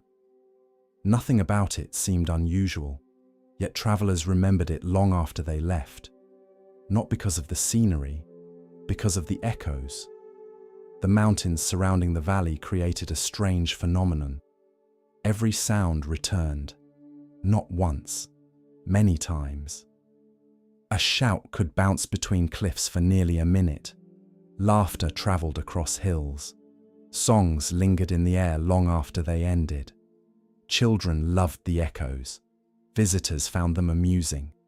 The villagers grew accustomed to them. Most barely noticed anymore, except for an old teacher named Jinen. He often told the children, "The mountains are trying to teach you something." The children usually laughed. "What are they teaching?" Jinen would smile. Listen carefully. The answer never satisfied them, but he never offered another. Among the children growing up in the village was a boy named Riku, bright, energetic, restless, always moving, always talking, always looking for excitement. Riku possessed many good qualities: generosity, courage, curiosity. Yet he also had a habit that created problems. He acted before thinking. Words escaped his mouth before wisdom caught them. Actions happened before consequences entered his mind. The pattern caused trouble constantly. One day, he mocked another child. The words spread quickly. Friendships suffered. Another day, he broke a tool while showing off. Someone else had to repair it. Another day, he lied to avoid punishment. The lie created even larger problems. Again and again, the same cycle repeated. Action first, consequences later. The distance between the two prevented learning, at least for a while. One afternoon, Riku wandered into the hills with several friends. The children climbed rocks, explored caves, played games. Eventually, they reached a cliff overlooking the valley. The location was famous for its echoes. Anything shouted from that spot returned louder than expected. One of the boys cupped his hands around his mouth. "Hello!" the mountains answered. "Hello! Hello! Hello!" The children laughed. Another shouted, Good morning! The greeting returned repeatedly. Good morning, good morning, good morning. Then Riku had an idea, a mischievous one. He shouted an insult, a cruel insult directed toward another child in the village. The words bounced across the mountains, returning again and again and again. The children laughed, except one, a quiet girl named Hana. She frowned. That wasn't nice. Riku shrugged. It was only a joke. The answer ended the conversation, but not the lesson. The following morning, trouble appeared. The insult had traveled farther than expected. Several people heard it, including the child it targeted. Feelings were hurt. Arguments followed. Parents became involved. What began as a moment of amusement created several days of conflict. Riku felt frustrated. It was only words. His mother looked at him carefully. Words are never only words.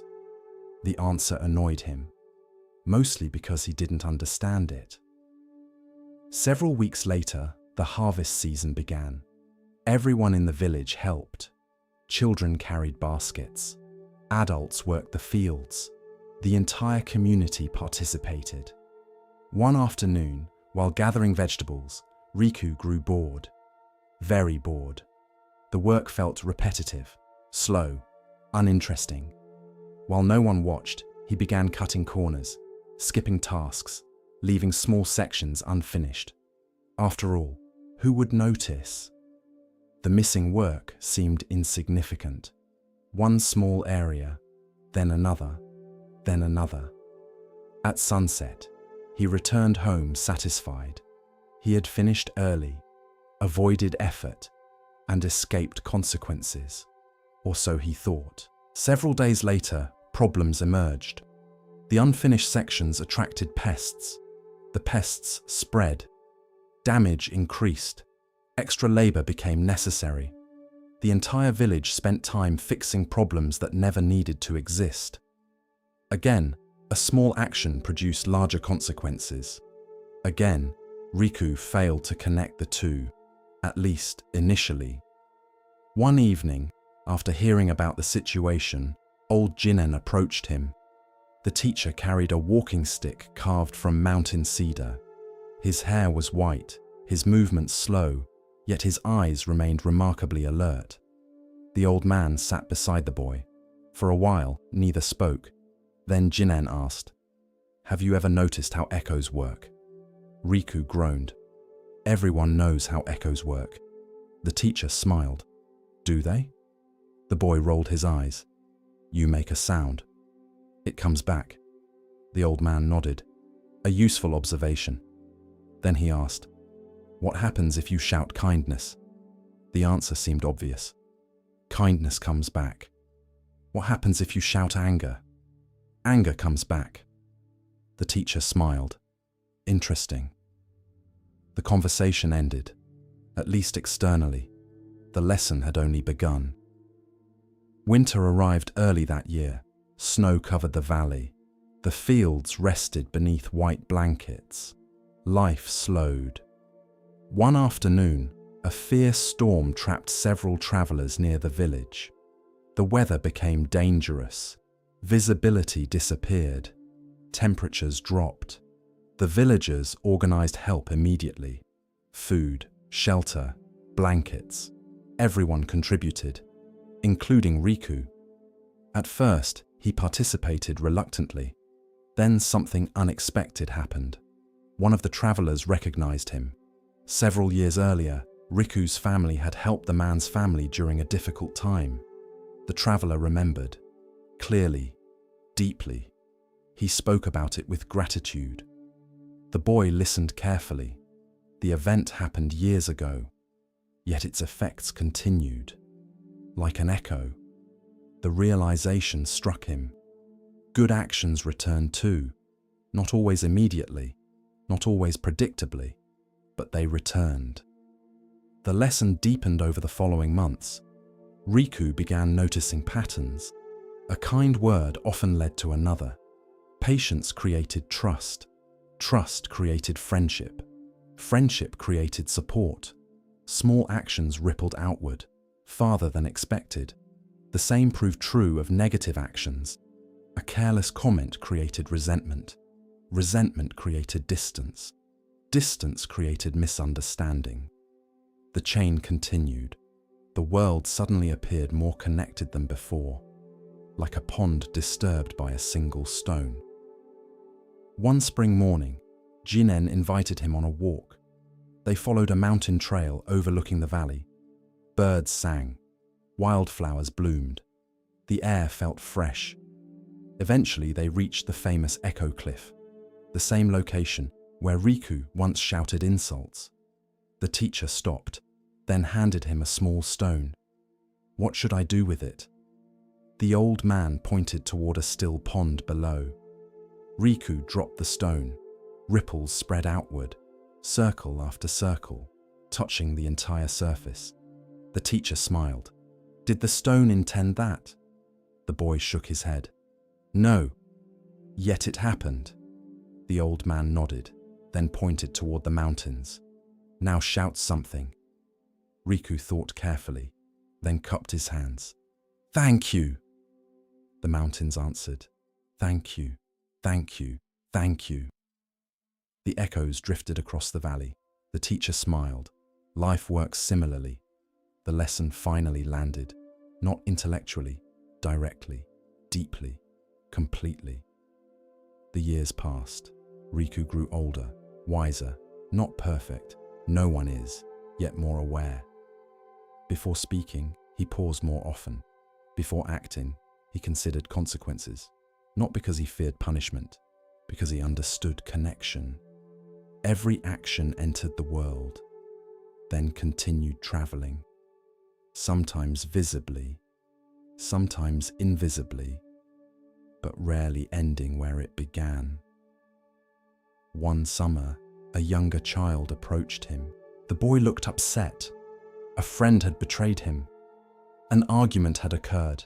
Harsh words had been exchanged. The situation felt hopeless. Riku listened carefully, then told him about echoes. The child looked confused, just as he once had. Riku smiled. Understanding arrives when it is ready. Years later, after becoming one of the village leaders, Riku helped resolve disputes regularly. Whenever conflicts emerged, he noticed something interesting. Most problems began long before people realized. A careless word, a neglected kindness, an unexamined action. The visible conflict represented only the final echo. The original sound happened much earlier. The insight made him patient and compassionate, because everyone created echoes. Everyone. The wise simply learned to listen for them sooner. Late in life, Riku often visited the cliff overlooking the valley. The mountains remained unchanged. The echoes remained strong. One evening, while watching the sunset, he remembered the boy he once was. Impulsive, careless. Certain consequences belonged to someone else. The memory made him smile, then laugh softly. The mountains answered, "Laugh softly, laugh softly, laugh softly." The sound drifted across the valley, gentle, warm, kind, a fitting echo. And perhaps that is the lesson. The Buddha taught karma not as punishment or reward, not as cosmic bookkeeping, but as cause and effect. Actions create consequences. Intentions shape outcomes. The Village of Echoes reminds us that life continuously reflects what we send into it. Words matter. Actions matter. Choices matter. Because nothing exists in isolation. Every act becomes a cause. Every cause becomes a condition.